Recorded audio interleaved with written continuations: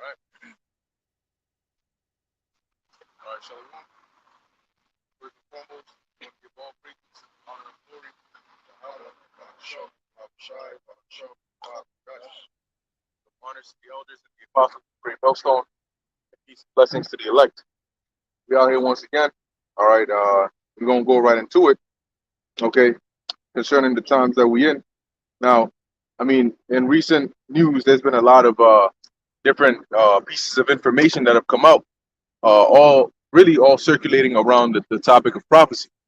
All right. As a matter of fact, we also get Habakkuk. Yeah, we get the top and get Habakkuk the second chapter from the top as well. So these things are all prophecy, you know, and the gift of the prophet, the gift of a prophet is going to be made manifest very soon. You know, right now we're utilizing that gift, okay, being able to tell the future, basically the things that are to come before they happen. That's what it means to prophesy. But the thing is, a lot of people don't believe it, and as it says in Romans 3:3, but what if some did not believe? Okay, just because you don't believe something does not make it any less real than it is. Okay, so let's actually start off with Habakkuk 2, 1. Yeah, this this is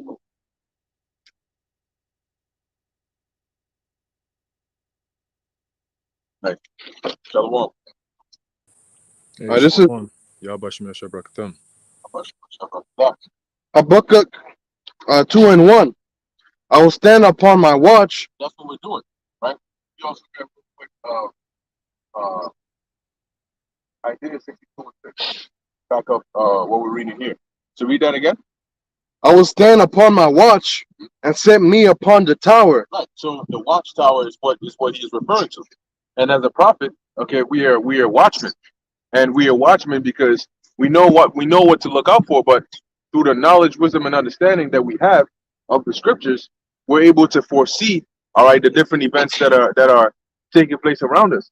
This knowledge puts us on a watchtower, so we can see further than the average individual can. The benefit that a watchman has over somebody that is a regular civilian is when they're on a watchtower, they have the height to be able to see further. The person that is in the city can't see the things that the watchman can see.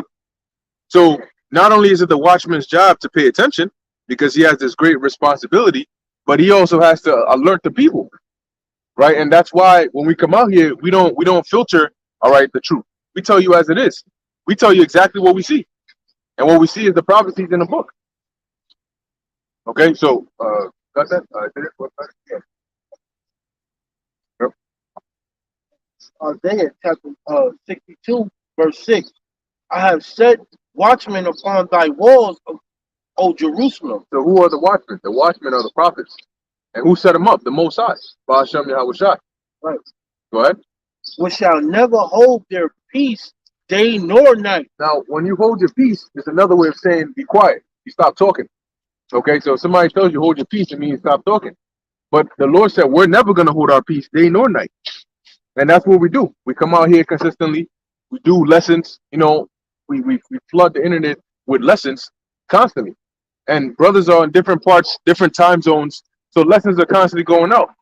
And even brothers in the same time zone. Sometimes you do a video in the daytime, and sometimes the spirit hits you at night, maybe 2, 3 a.m. in the morning, and you do a video then. Okay, but the point is, we're constantly speaking. We're constantly prophesying and warning. Even if it seems like it's the same thing over and over and over again, that's the spirit the Lord has given us, to never hold our peace day nor night. Go ahead. He that make mention of the Lord, keep not silent. So who are the ones that make mention of the Lord? We are the ones that make mention of the Lord, because we know the Lord. Okay, so the Lord told us not to be silent. And that's why the Lord is going to have a great judgment for those that know this knowledge, have this truth, and they don't speak it. They're silent. They're them napkin niggas in the Lord's parable. Go ahead. Verse 7. And give him no rest till the established, So till he establish, Mhm. until he make Jerusalem a praise in the earth. Right. And going back to the parable, right, about the unrighteous ruler and the widow woman. I believe it was a widow woman. But she kept on coming to this unrighteous ruler, basically bringing her cause, saying that she was treated unjustly in X, Y, and Z. And it got to the point where the ruler himself said, "Look, if I don't hear this lady and judge her cause, she's not gonna leave me alone." You know. And so even that unrighteous ruler judged the matter, of this lady accordingly, so that she would stop nagging him. And the Lord said, if even an unrighteous ruler would do something like that, how much more for the Lord and His elect that cry unto Him day and night. So that's why we're not supposed to keep silence until He makes us a praise in the earth again. And that's gonna come when these prophecies get fulfilled and we get delivered out of here. All right. Real quick, let's get the book of Revelation, chapter 10, verse. Let's see what the fourth or fifth verse. Yeah, I got a quick precept. Got it. Yeah, but to back up that point. Now, can brothers see me? Because I don't see the screen on my end is dark on my screen. Like So you can't see us, or you can't see yourself. I can see y'all. I can't see myself on the thing. So I'm not sure how the audience is gonna see it, but I see. No, we can see you, and the audio is coming through clearly. okay. But if it keeps doing that, I guess you could just like turn it off and come back on. Okay, con. All right. So this is the book of Psalm, chapter 19, and verse 1. It says, "The heavens declare the glory of the heavenly Father, and the firmament sheweth his handiwork. Day unto day uttereth speech, and night unto night sheweth knowledge. There is no speech nor language where their voice is not heard. Their line is gone out through all the earth, and their words to the end of the world. In them hath he set a tabernacle for the sun." Right? So that's all going into backing up the point that the brother was making about how the Lord has appointed watchmen. Okay, and as watchmen, He's given us the ability, the tools. All right, we know today as the YouTube. All right, and so many different other avenues that we can get the information from. But ultimately, it's through the YouTube that we're getting the information and putting out the information as well. Right. So the Lord is saying, well, the King David is saying here, verse 2, Psalm 19, verse 2, "Day unto day uttereth speech," like you were saying. Sometimes the Spirit hits you in the morning. Sometimes the Spirit will hit you in the afternoon, sometimes in the evening. But regardless, it's 24/7. You got brothers flooding the internet, flooding the web. That's why it says in verse 4, "Their line is going out through all the earth." Right? What is the line? The line of Yahweh Ba'Shem Yahweh Shai. Ultimately, the word that we're preaching. Okay, the word that we're preaching is like a fishing line, a fishing pole. All right, and you throw it out there, and then the line, it gets the fish, they get hooked on it, and then you reel them back in. You see, so that's exactly what we're supposed to be doing. All right, through the Spirit and power of Yahweh Ba'Shem Yahweh Shai. But you got it. Done. Yeah, beautiful point. Beautiful point. And so let's tie that in. What you got? Revelation 10, yeah. This is Revelation 10, chapter 5. Chapter 10, verse 5. "And the angels which I saw stand upon the sea and upon the earth lifted up his hand to heaven, and swear by him," verse 6, "and swear by him that liveth forever and ever, who created heaven and the things that therein are, and the earth and the things that therein are, and the sea and the things which are therein, that there should be time no longer." Right, that there should be time no longer. Right, and it's going to explain that. Why? Go ahead. Verse 7, "But in the days of the voice of the seventh angel, he shall begin to sound, the mystery of Yahweh should be finished." Right. So now the seventh angel, which we know the seventh angel is going when he sounds, that's when that ultimate destruction hits. Right. So there's days no longer, meaning the times of these major prophecies that got to come to pass is pretty much now. It's at the end. Okay. And as it says, read that verse again about the mystery. "But in the days of the voice of the seventh angel, when he shall begin to sound," right, in the days of the voice of the seventh angel, when he shall begin to sound, go on, "the mystery of Yahweh should be finished." See, the mystery of Yahweh should be finished. And what are the mysteries? The secrets. And what are those secrets? Real quick, let's get what you got. That was just parallel. Okay. All right, I'm gonna just paraphrase it. In Amos 3 and 7, the secrets are revealed to the servants, the prophets, right? And that goes into the mysteries of the book, the prophecies, and so on and so forth. Go ahead. "As he has declared to his servants the prophet. There you go. So pretty much that was representing the last few prophecies before the end. Because what's really the last ultimate major prophecy is salvation. We're not going to be prophesying in the kingdom, right? Once we get delivered out of here, that's it. The book really only goes up to salvation.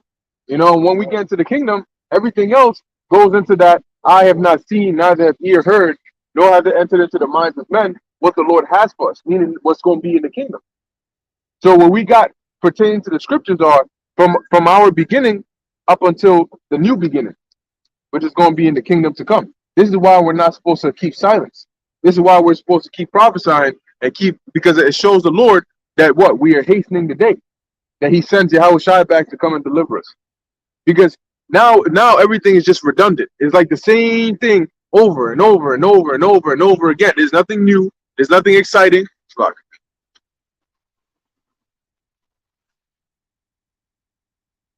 There you go. That's it. There you bring it up. You know, there's nothing new. There's nothing exciting. It's just the same thing over and over and over again. And it's redundant. You know, now of course, you know, doing the work, that's in our spirit to do. Regardless, we're not supposed to hold our peace day nor night. But everything else just feels so still, so dull, lifeless. You know, and it's just getting worse and worse and worse. I saw a video of these two demons. Basically, now they're taking it to a whole nother level. Now you got two twins, two male twins. You saw that? You got two male twins that oh shit, man. You know, they basically, you know, on camera kissing each other and shit. Brothers, you know? And they got an OnlyFans page.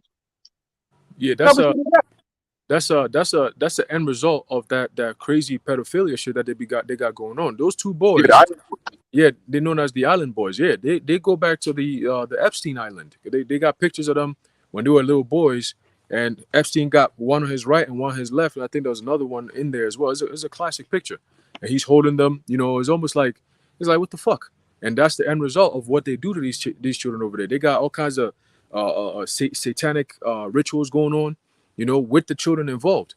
They do a lot of blood sacrifices with these children, a lot of nasty things that goes on behind closed doors, but the Lord is opening up and bringing all these things out.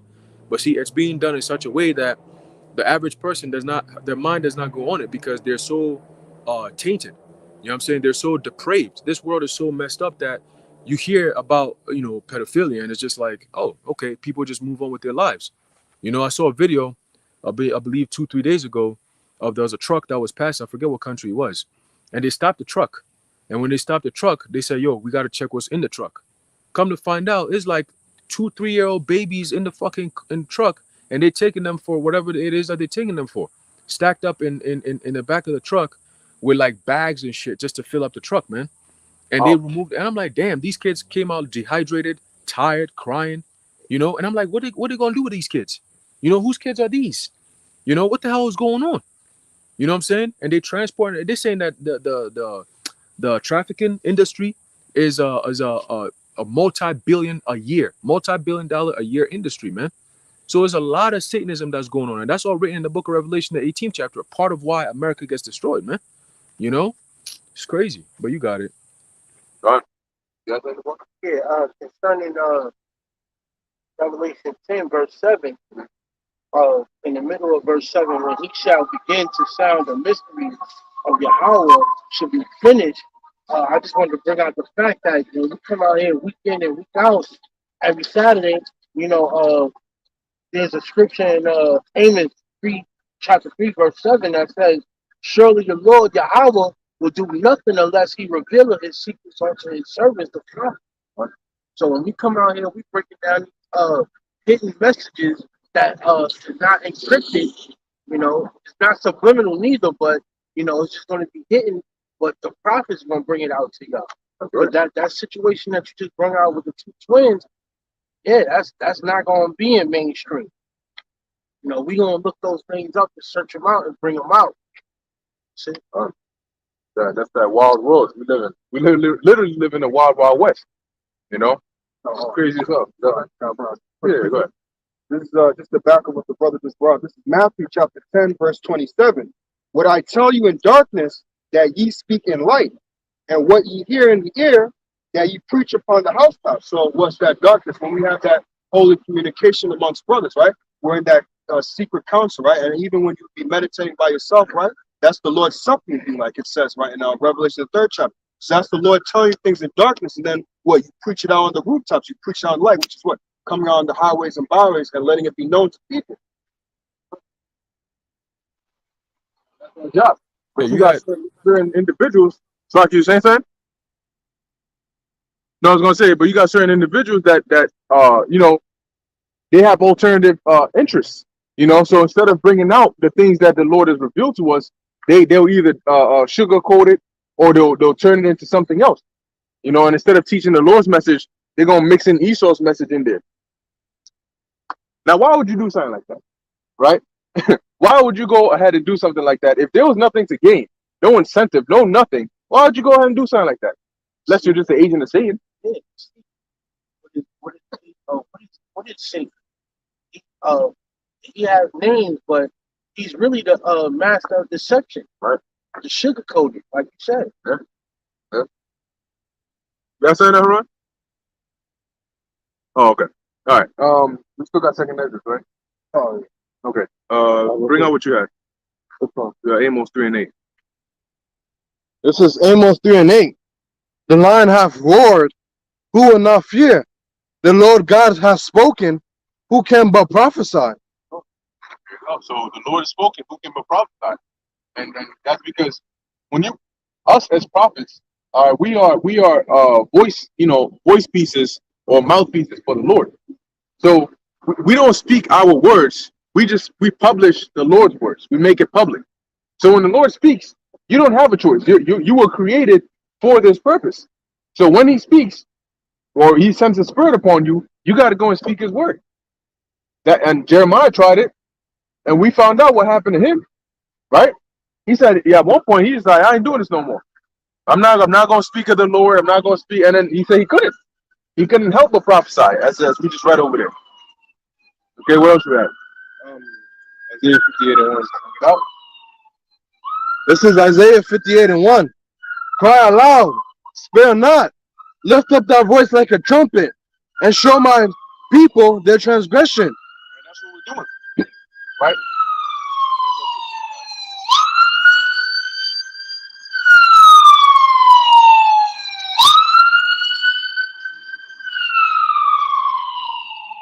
And the house of Jacob their sins. So what do we here? We're here to show them they're trying. These guys. All that noise all the way over here. Yeah, there it goes. Man. Oh, they asked me to merge the but yeah, so as it says here, to shew my people their transgressions. And how do we do that? We go into the laws, we go into the scriptures, and we let them know, hey, this is what you're supposed to be doing. You know, and this is what you're not doing. So this is how you get to what you're supposed to be doing. Repent and seek the kingdom of heaven, seek the Lord. Okay? Now let's get that what you had the second. And we had another teacher, right, the book? Nah, Jeremiah. All right. So let's get second Ezra first, and we'll get into that. this is 2nd Ezra chapter 15, verse 1. Behold, speak thou in the ears of my people the words of prophecy. So who are the people of the Lord? Amos 3 and 1. Let's get that real quick. Find out who are the people of the Lord. So what the Lord is speaking on to Ezra, which also applies to us now, he said, what? Speak thou in the ears of my people the words of what? Prophecy. So that's what we're doing. And in order to speak the words of prophecy, you got to know the words of prophecy. You got to understand prophecy. And that means you have to study. What? Amos 3 and 1. Hear this word that the Lord hath spoken against you, O children of Israel, Which is one of the 18 nations. Go on. against the whole family which I brought up from the land of Egypt, saying, you only have I known of all the families of the earth. So there you go. So that's the Lord's people, right? You only have I known, we're dealing with the children of Israel, of all the families of the earth. And all the families of the earth include the rest of the other 17 nations. Okay? Go ahead. Therefore, I will punish you for all your iniquities. I'll punish you for your iniquities, right? So that's why, we get, you may look at Esau, and you may say, why the hell, there's a scripture that says, but they're not in trouble as other men. He's saying, yo, and if we could find it, I know it's in one of the songs. I think you're right. You know, let's go into that real quick. And you may see something like that and experience that. I think the writer of the psalm said that he was envious at the yeah, Asaph. You know, but you see that and you say, ah, hold up, aren't these guys the wicked? So why they living like they in the kingdom of things? You know, It's funny. this, this. And you feel that way sometimes. But you know, the understanding sort of calms you back down, and you can't really get mad because you understand. All right, Psalm 73, a Psalm of Asaph, verse 1.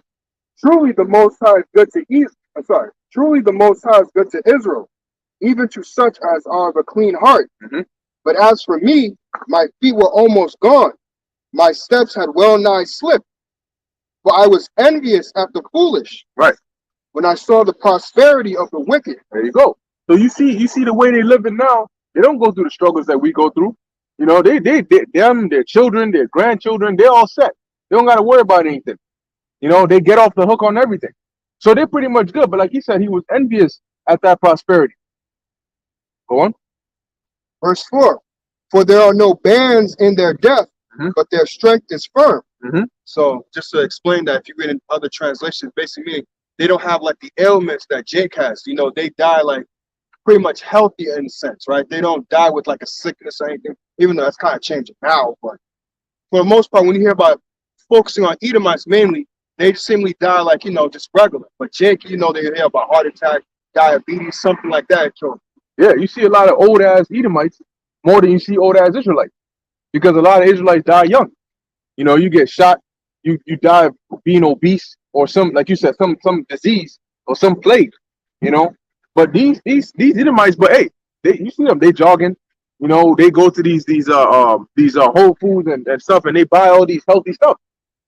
I was gonna mention, think about that, because you just think about how many Edomites that you see in like 70, 80 years old still jogging. There you go. But how much do you see Jake do? You rarely see Jake. You might see that old lady that's probably like 70 or something, maybe like 60, or like that old Jake that's like still jogging, still got a little bit of cuts in their body, but you don't really see that. Yeah. You mostly see that with them Edomites. Yeah. But you're wondering, right? Like, hold up. The Lord said he hates Esau, and he said he loves Jacob, and that's why in Malachi, I believe it's the first chapter, basically Jacob was saying, "Wherein has thou loved us?" Because they're looking around saying, "Hold up, God loves us? What kind of love is this?" You know, you know. Right. So they're looking around and they doing a comparison, and it ain't comparing. It ain't comparing right. Right. The comparing isn't comparing like it normally compares. That's You it. see, Like it only compares. right, because when you look at it, the reason why Jake would say some shit like that is because constantly we've been put in slavery. Jake is the one nation that's gone through the most amount of slavery than all these other nations.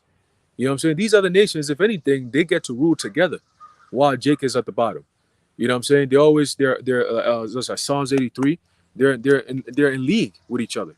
So it makes sense why we'll look at the rest of these nations, well, the wicked of our people, that is. They'll look at the rest of these nations and they say, like, before Israel got their first king, you know, they were feeding to the Lord, crying, "Lord, you know, we want a king." And the Lord's like, "Well, why you want a king?" "Oh, we want to be like these other nations." Why? These other nations don't have what you have. Why do you want to be like them? You see, so the Lord made us just like them. You know, he put us to the bottom, you know, so we can taste the feeling of what it feels like to be at the bottom, man. Like the elders always say, we got the chance to know, all right, both sides. We got to experience the wicked side of life, and now we're about to be prepared. We're being prepared now to live in the righteous side of life, right, in the kingdom. You know what I'm saying? So we're being prepared for that. And ultimately, all of Israel will understand, all right, that everything that we went through was a process. Not only the elect gonna make it, right, but the rest, they're not gonna make it. They're gonna be destroyed. And this is the time. That's why the Lord, going back to the point, the Lord has sent his men out there to give out that warning, because there's brutal judgment that's coming. And we've been coming out here week in, week out to warn our people and to the rest of the world, but really to our people to repent. You don't have much time. You know, yesterday I was talking to my cousin, and you know, I was basically bringing up, you know, the things that's going on around the world right now.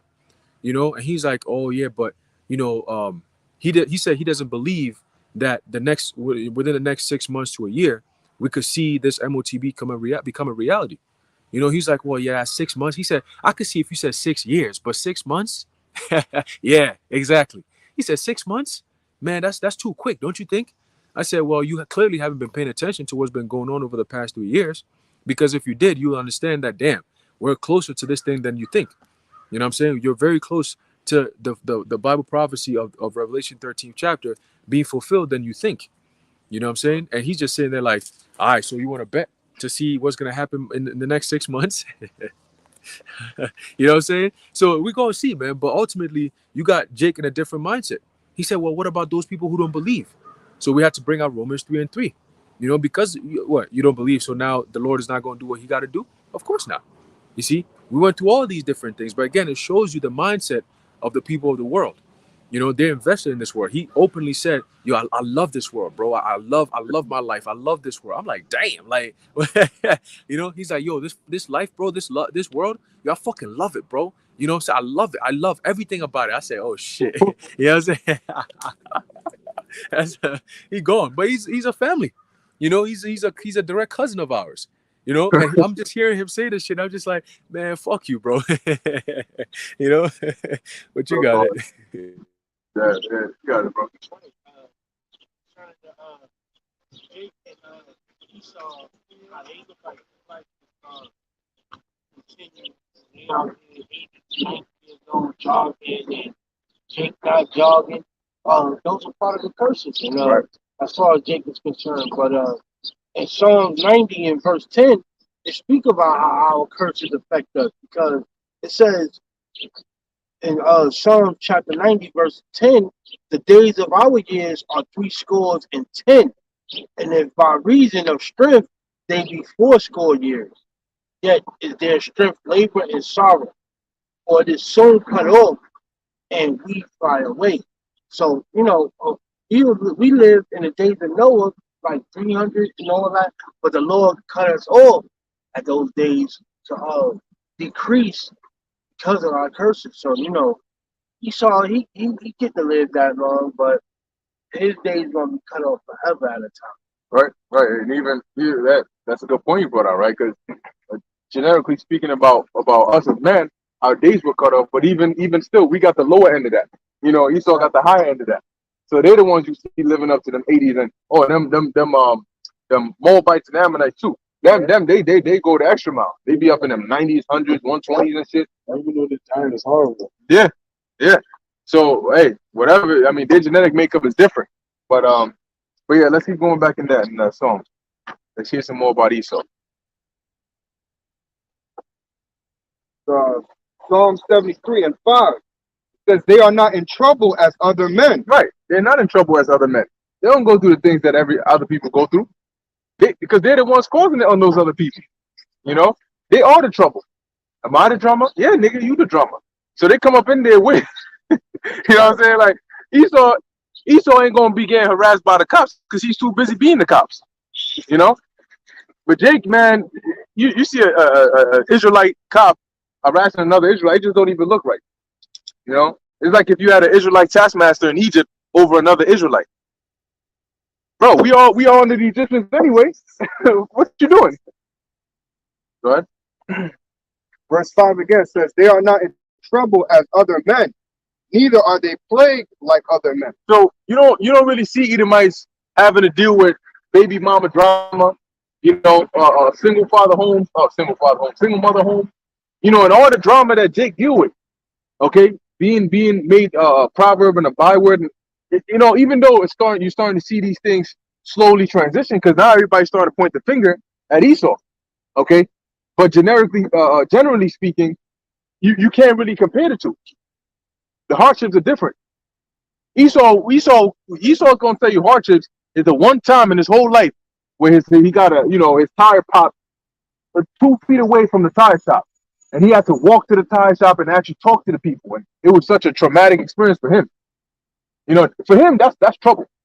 You know, versus Jake, who probably, I don't know, was left outside in a dumpster when he was born, was found and sent to different foster parents and went through all these different things.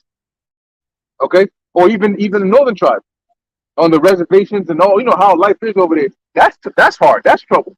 But when you compare the two kinds of trouble, Oh, so he knows that's the spirit. Yeah, you know, and he doesn't look happy because he's going through stuff. But why is he going through stuff? Because that's how Esau set it up. You know, that's the system right now. Yeah, that's the spirit. Yeah, that's the spirit. Yeah, he got the brother. Yeah, you know. But yeah, you got it. But see, you know what? They're gonna be in trouble though, and you know what? They're gonna be in trouble unlike other men. Because in the kingdom, when we catch your ass, all you nations are gonna get it.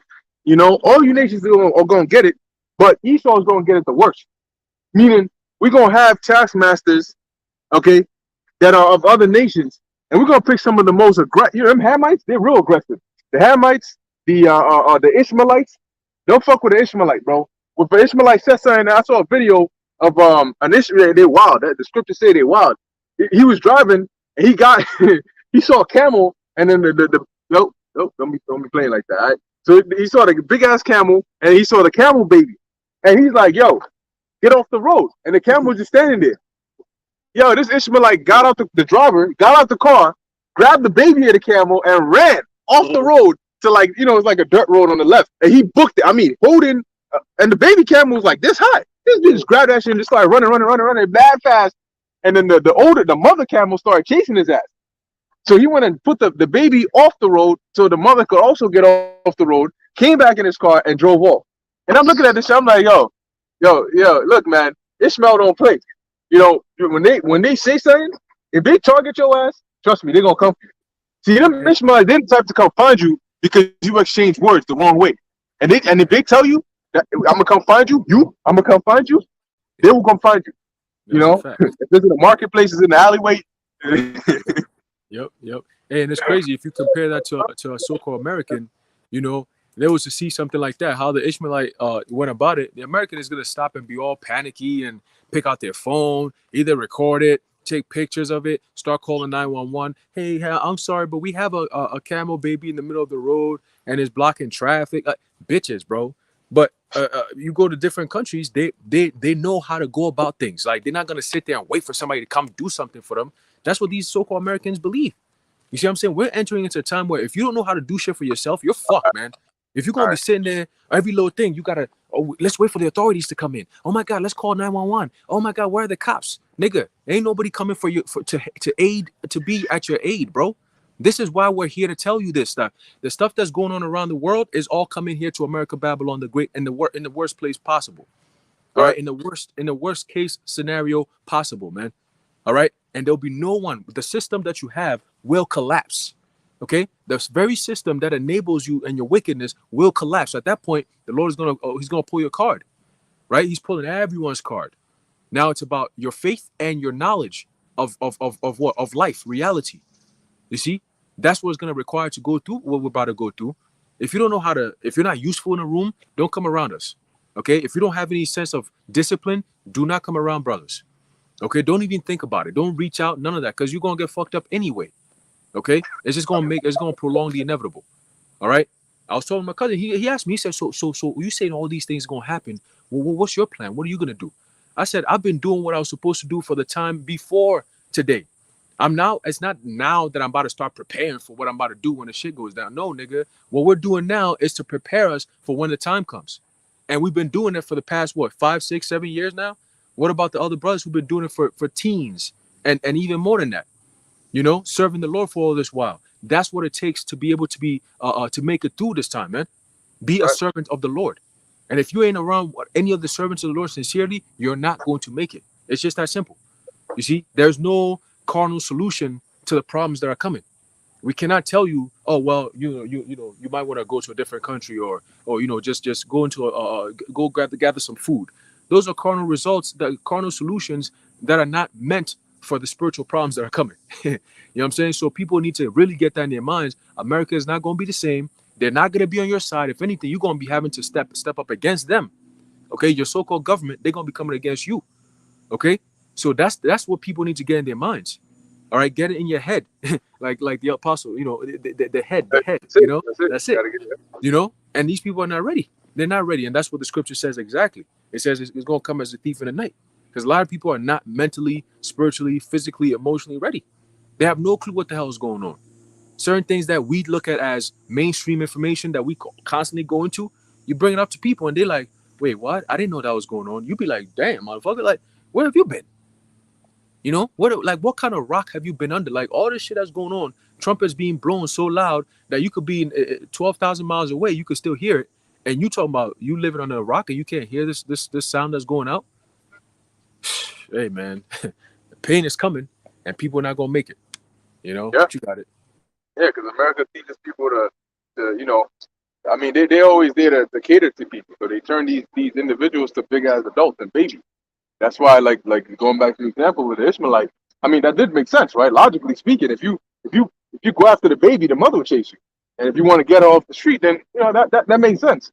Versus an American who's going to sit in his car, honk honk honk honk honk, and cause mad traffic, you know, and now you got to wait for the cops to come, and probably by the time they come there, the camera done already gone. And here it is, you got an interview and you late for that because of this dumbass. I mean, that just it's all systematic. But the point is, Ishmael is wild, Ham is wild, Elam is also wild. So when we catch your ass in the kingdom, we're gonna set these kinds of nations on. We ain't gonna set no soft, weak nations on you. No. We're gonna get the fiercest of the fiercest. Them 6 finger strong grip Philistines, you know. And when I say grab him, I mean grab him by the roots of his hair, pull that nigga, bring him here.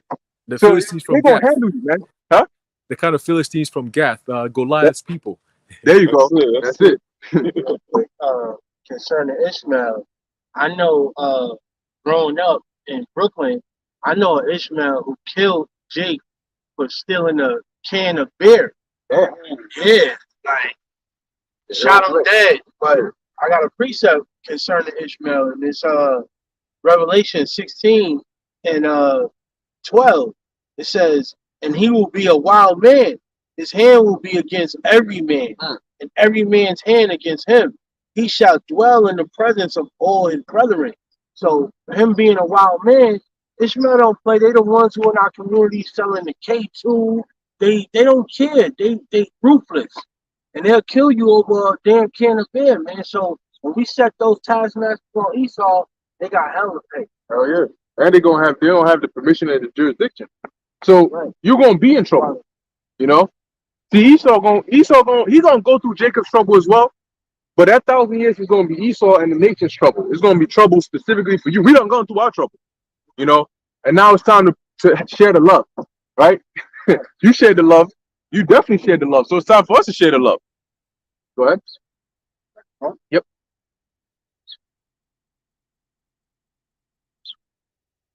Psalm 73 and verse 6. It says, therefore pride compasseth them about as a chain. Mhm. Violence covered them as a garment. Yeah, because they haven't had to know what it's like to be in a low condition. So they're proud. You know, they get whatever they want. It's like a spoiled child. If you tell a spoiled child no, you know, they're gonna look at you like you speak a different language, like they're confused. Their system can't process that. What is no? Because they've never been told no. It's always yes. They get it their way. So here it is, the child is running the household. What kind of chaotic ass household is that? No, mom. You know, and they fucking 16-year-old go crash the car and come home. And then if you got a problem with it, then you know what I'm saying? Nah, man. Yeah, you got parents that be asking their kids what the kids want. You know, they'll Right. be like, "Oh, you don't want to go over there?" Knowing damn well that you're supposed to take that child over there. You don't want to go there? You don't want to do that? Or what do you want? What? Nah, you the parent. You're supposed to know what they want, what they need. You know what I'm saying? You're supposed to say, no, we're going here. We're doing it this way at this time. When you're done, we do this. That's how you're supposed to conduct your children. Not asking them for options. You know what I'm saying? So what do you want to eat? Look at no, it's what was cooked. That's what you eat. You know what I'm saying? You be in order with the house. You know what I'm saying? You don't get to reinvent the wheel. That's why you have all these stubborn ass children out here, because it starts from the home. They have no home training. They have no morals, no home training, no discipline whatsoever, and they think that's just how it is outside everywhere else, man. And of course, Esau enables this type of behavior because you can't correct your kids. How the fuck is a parent supposed to correct their kids when you got they sending all these child protective services into your house, which is all bullshit anyway? Because the only way a government could do some shit like that, come into somebody's home and take their own kids from them, is because what? Is because of that whole system that they've created with that whole fuck ass birth certificate, man. There's evil in this country, evil that these devils are doing, and people don't even notice it, man. But when the Lord makes that move, oh man, oh boy. You got it. That's why he said he comes to set this place on fire. And we're going to transition in there soon. Let's read a couple more verses on this and we jump there. All right. Verse 7, it says, their eyes stand out with fatness. They have more than heart could wish. They do. They have more than heart could wish. They got so much money. They just waste that shit. Here it is. You one person. You don't even have a wife. You just live by yourself. Why you got 10 cars? 10 different cars in your garage. For what? You can't drive all of them at once. You know, like it's just they have an overabundance. You know, but hey, that's okay.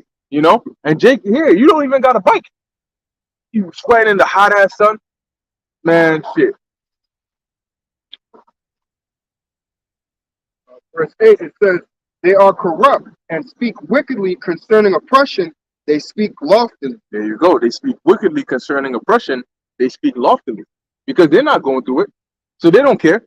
You know, they don't see why it is that you know, you have a problem with what happened in the past. No, that's all in the past. You know, it was a time period that happened. It's okay. I mean, I don't think that you should feel this kind of anger or this feeling that you feel because of something that happened in the past. But you're benefiting off of it. Yeah, but I mean, isn't everybody benefiting off of it? I mean, these No. industries, they help the world, don't they? You know, so these devils are very proud, but that's okay because they're in their kingdom. Even though it's crumbling, this is their time. This is the only chance going forward that they have to be proud. Because everything else, remember, Isaiah 14 tells you that they're going to be cast down and everybody's going to narrowly look upon them. You know, so it's going to be an interesting thing to see an Edomite in the kingdom. No, especially knowing how they were, you know, prior. All right, let's jump down to Revelation 19. Because like going back to the title, right? We're in that time, and like the brother said, with the times that we're coming into, it's very important that we go through these chapters over and over and over again, especially these prophetic chapters on the things that are about to happen. The Revelation 13s, you know, the Revelation 14s, the 16s, the 19s, the 18s, the 17s, the 20s, the 21s. You know, all of these chapters, you know, the different precepts, is always good to go into these because that's the times that we're in. Okay, so that's the times that we should be speaking about the most. But like you said, you got to know how to batteries on 15. You got to know how to do things for yourself. You got to be able to break free from the artificial world that does everything for you. To the point where people don't know how to cook. They don't know because all they do is order from online and it comes right to their door. That's it. So everything is so convenient that it works sort of like a drug, right? Like people that when you take insulin shots, for example, you know, the more you take it, the worse it is for you because eventually your body adjusts and stops producing insulin altogether because it's dependent on this drug. And then when you don't have the drug anymore, your body is not producing the insulin anymore, and now you're in a very bad situation. So what they've done is they've basically turned the world into a society where everything is so convenient that people forget how to do things for themselves because they're so used to it being done for them. So when they get that hard reset, where it's like that splash of ice water in your face, when shit crashes, you don't have technology or, you know, you don't have electricity, you don't have your normal means to go about day to day, a lot of people are going to be lost, you know? Go ahead.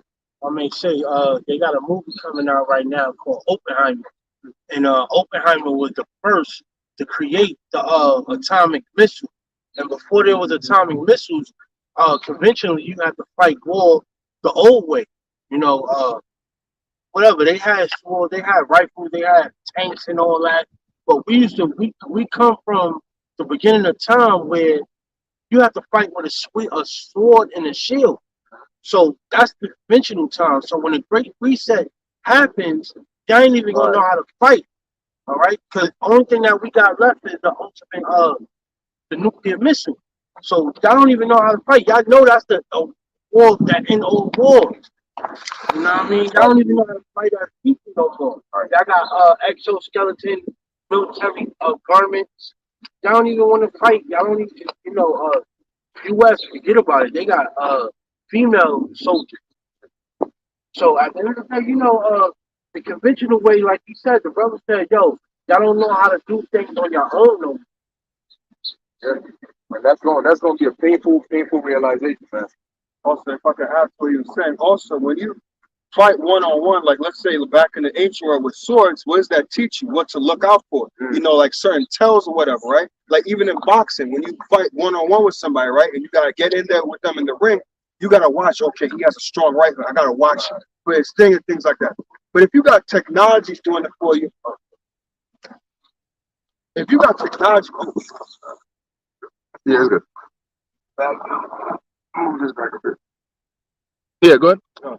if you have technology now fighting for you, how do you think you're gonna react when now you have to fight someone one-on-one? Now it's gonna feel awkward and weird because like, oh shit, what the fuck do I do here? I've never been experienced this. I usually just send a robot to do it. But when you've been experiencing fighting and things like that, you have to watch out for certain things. You gotta be like, okay, I can't swing too hard, or I gotta, not open myself up too much because I don't want to give away my defenses or whatever, and things like that. So you know how to react and what to do in certain situations. You learn. But when you got something else doing it for you, it's kind of like, yo, like, I ain't gotta worry about it.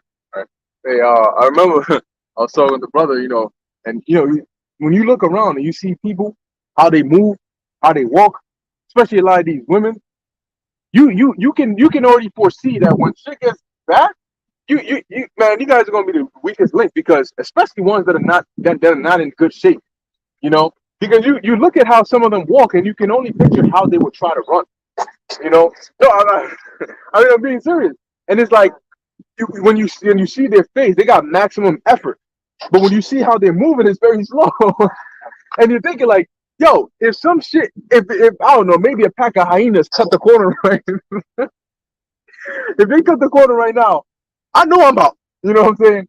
But damn, what? Like if I look back in the matter of seconds, I'm gonna hear screams because I know you're not getting far. And you can see it because you think about it like, yo, why would she ever worry about having to run fast? Because she's always driving or taking an Uber or walking or in an elevator. Society doesn't prepare you to be in a place where you can actually move with haste. So when they do, they always got that little, and they move as slow as shit. You wonder like, damn, if I'm with you, how the hell am I supposed to carry your ass? Like, how am I supposed to get you out of danger? These are the kinds of situations that you're in, because then the man has to actually fight, because if he's sensible and he analyzes the situation, he's like, there's no way you and I can both escape fast enough. Because if I run, I leave you behind. And if I put you on me, we both slow. So now I might just have to fight. Right? But if you don't have that man over there to protect you, you're not going to outrun the threat. You're the prey. You ain't going to outrun the predator, and you're not going to be able to fight off the predator. So now what? And then they're going to resort to their natural defense, which is scream. That's why they have that loud voice, right?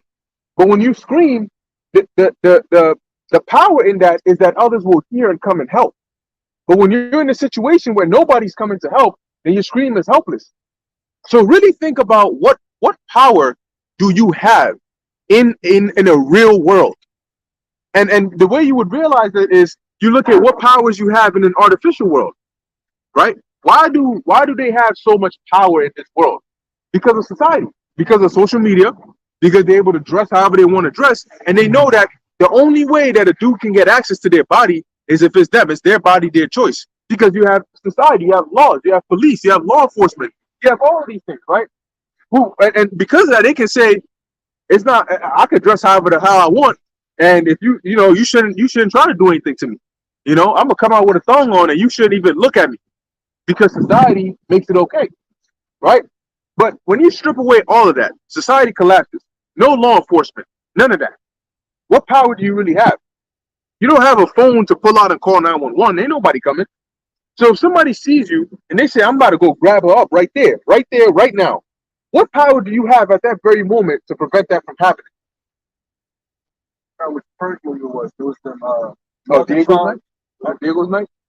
Is that it? With the mother and the daughter? And Yeah. That's it. I don't know which first I won. But which first? It was the second one. Second one? Yeah. They were scoping out the mother and daughter for a minute. Mhm. And they kept trying to talk to her, but they Yep. was like, nah, I don't want anything. So it's the same thing like you're mentioning this type here. A lot of you women show off on your Instagram, your bodies, you show your cheeks and all that, you show your figure. Well, some of these dudes are scoping out, being like, I like that, I want that. Right? So when the time comes, they're gonna come after you. That because you've been showing them what they want. And now they see the opportunity to come after what they want, and nobody could stop them. Right. There's not gonna be like a stop what? How are you gonna stop me? Who's here gonna help you? The neighbors is not gonna if it's regular now, if you try to, take up a woman, people go, hey, what you doing? But if you do it where in that time people is running for their lives and they're like, help me, and you're like, they're gonna leave you alone. Because what? And you can't expect other women to help you. They're gonna be like, I don't want them to take me. Right. So that's it. You fair game. That movie was fictional, but in some states they really trying to implement that purge law. Right? Yeah. I think Illinois, Chicago. Yeah. So y'all think it's a joke, but we have the times, man. Perilous times is at hand. It's about to get real, man. It's about to get real. That's the thing. Like, if you smart, you already preparing now. You're like, look, man, I know. Like, the smartest thing to do is not to be delusional and think that, let that pride get to you and deceive you. You know you're weak, but you think you're gonna somehow make it. How? I was gonna mention, but the crazy thing is, like you just mentioned, don't be delusional. But it's like, these things happen today. Women get taken today. Yeah. Actually, I think about maybe a year and a half ago, a woman got it was a young girl, probably maybe 15 or less. She got taken in my building. Oh wow. Yeah. So when you tell women these things, it's not like we're saying that this can't happen. You have you have the Jeffrey Dahmer dude. You have the other dude that was taking women and chopping them up, or you always have these crazy ass individuals taking women and chopping up their bodies somewhere. So what we're saying is not crazy. These things happen today. Women will go out to the clubs, they'll meet that crazy dude, but he'll seem sane and regular, whatever. They'll be like, oh, let me get you a drink and all. Then you'll go back with him to the crib, but he don't want sex. He wants blood. He wants to chop you up. That's his pleasure, to chop you up into pieces. Right. So then when he does that, now it's later on the news found, oh, little Sally, who we've been looking at, she's been missing for 4 or 5 months now.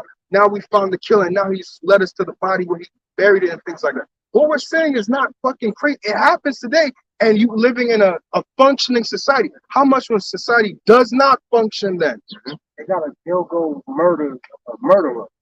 Yeah, speak on it, bro. Yeah, Long Island. There was just some guy. There's murders from decades ago. And Gilgo Beach is like a strip south of Long Island. It's like a land strip, like a little island on the south shore of Long Island. And there was just bodies showing up, bodies and bodies and bodies. Good. And eventually, they finally found some dude. He's a suspect connected with it, and he was just some regular New York. He was working for an architectural firm in New York. Some regular architect, unassuming devil, and he's over here chopping bitches up. Damn. Craigslist. Oh yeah. He only took females that was presenting themselves for house calls. He killed 10 females. And everybody in his community was like, he was a stand-up guy. We would have never expected him, but he's getting double life. But at the end of the day, these predators is out here already for y'all, and y'all still coming with the same. Just imagine in the days of Jacob Trouble, they not gonna be hiding. Yeah. Well, cut the corner and see this nigga Joe Biden waiting for your ass. How this nigga so fast? Imagine if the jails get opened up. Which they will. You gotta have COs. It's like a delicate balance. So I don't want to see. No, you finish up in there. Yeah, there's a delicate balance to keep the society intact. The COs gotta get paid. The whole prison system. If one day they just say fuck it, press the button and release these motherfuckers. Because I ain't getting paid. I'm risking myself for y'all. Man, fuck y'all. You deal with these crazy serial killers and rapists, and they're gonna just be flooding the street. What are you gonna do in that day?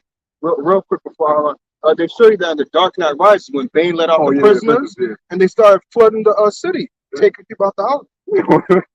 Some demons, some motherfuckers that need to be in prison. Your ass need to be under the prison for 10 life sentences back to back. And they're just gonna be out there. Some real savages, man. Some dudes that have no moral compass at all. They will kill you and your whole family, your grandma, your child right in front of you without any qualms. If you walk down the street like nothing happened. Yeah, because and as a good example is this guy Fleece Johnson. He just came up, right? And a nigga like him, he's just setting the tone. He's coming out because remember, you got dudes like that who've been in there for 40 years, 50 years, some of them 60 years. They went in when they were teenagers, and now they got gray hairs and everything. So they went in when the world was completely different.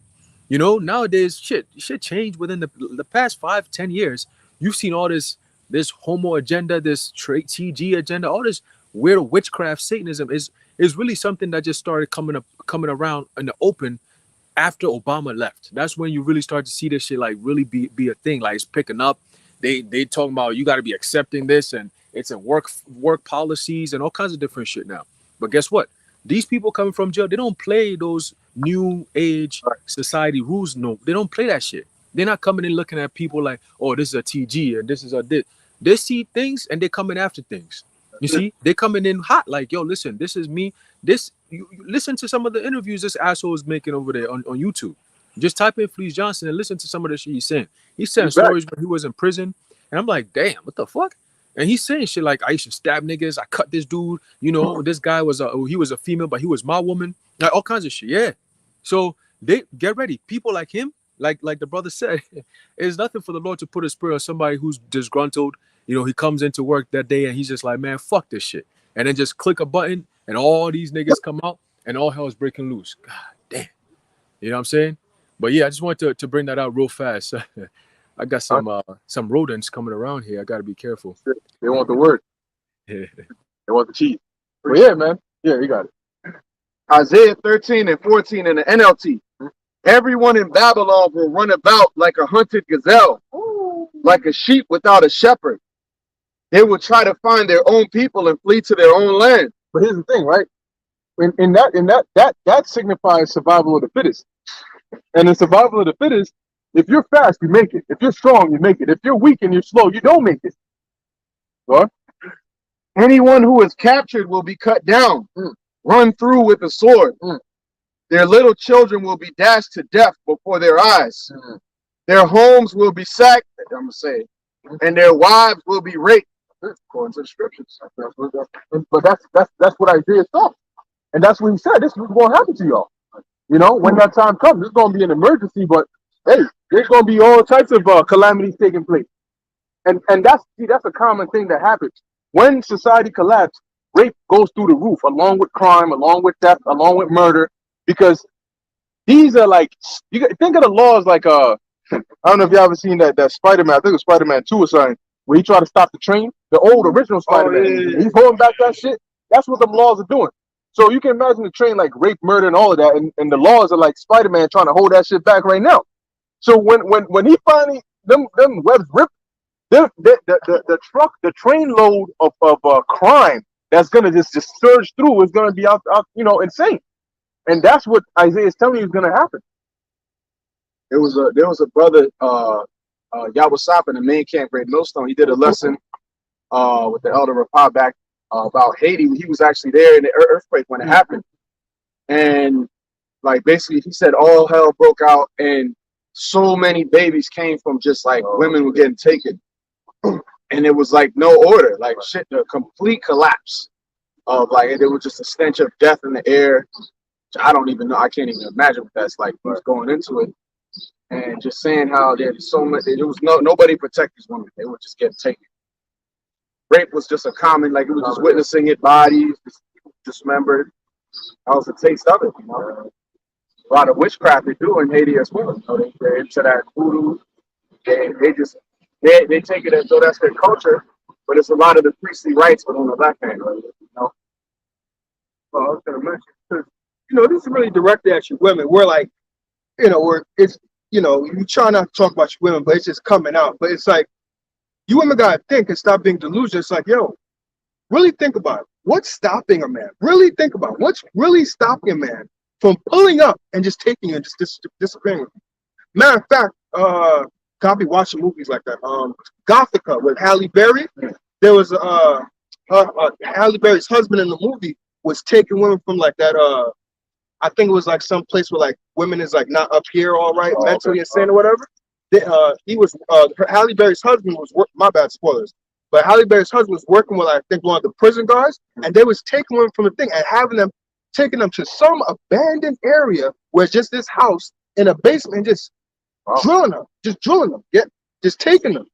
And then eventually like Halle Berry had like, it's like some supernatural thing where like the women was dying, they was calling out to Halle Berry in the spirit and things like that. So it kind of got like that supernatural twist to it. But basically the husband, Halle Berry's husband, was and working with another security guard, taking them to an abandoned place in the house, in a downstairs basement, and just doing whatever. I mean, you even got things like, what you call it? My bad, but these things are gonna come to reality. Jeepers Creepers. When the first movie, when the lady was talking about he has his house of pain, there's psychos out there who have that house of pain with a whole bunch of bodies, and your body's gonna be like on the walls and all that. That's not a game or a joke. The Lord's gonna make Jeepers Creepers come real. People go cannibalism and all that, taking people to an underground basement and just doing whatever with you. Hey, I recommend watching that movie Barbarian. You know, this brother watched it, man. I'm telling you, when you see that, just get to the basement scene, and you gonna know what's up. And when you see the fear that was on the main character's face when she got there, you like that shit's it's gonna be like realism. You're gonna look at it and be like, man, like you can understand why it says in Isaiah 4:1 that they're gonna take hold of one man. Listen, man, I guarantee you that fear that she experienced back then, it far triumphs whether her man done cheated on her, had 10 babies with 10 different women and 10 different continents. She don't give a fuck. That level of fear overrides everything. Okay, and you can see it. You can see it. So just wait till that shit comes, man. Wait till Jacob's trouble comes. Like you said, you got some sick people that got those places set up. You know, they got them there because they planned it. Look, you got some truthers on the right hand side. When I say that, I mean those that openly tell you this is what's about to happen. But they don't tell you what they're doing. You got some of them that know that it's about to happen, and so they're preparing. Because some people are actually preparing to go out and hunt when this shit goes down. As some people are prepared to go and hide and be safe, you have others that are preparing, sharpening their swords to go out and hunt. Like you said, they got the picture with the red dot and then the red line that connects to the house, and it connects to her cousin, and it connects over here. And they got the cameras. Yep. They know what path you take home every day. And they don't plan. They said, look, if the lights go out, she's gonna be in one of three places. She's gonna be at work, at home, or at the gym. And I know all the paths that connect it. You know?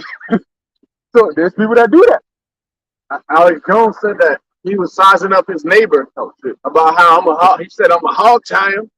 He lost his mind. He started bugging out. I don't have to do this shit, but I'll do this shit. I'll hog tie my neighbor if I have to. If it means my family eats. But that showed you, right? Average stand-up individuals, this is what's going on in their mind. And you don't know. You thinking, oh shit, you on your way home, you jogging home and shit from the gym, and then all of a sudden the lights go out. And then the next thing you know, you wake up in somebody's basement. What happened? No, don't worry about that now. They always talk nice. Yeah, they always talk nice and shit, like they're friendly. No, don't worry about that. And that's it for you. Ain't nobody gonna hear you. But let's see what you got that? Yeah, there's one more point as well. Now, I'm not saying that we don't advocate for this, for people to do this, but we're just saying what's going to happen according to prophecy. But there might be people who also listen to us. They're like, oh, word, that's going to happen?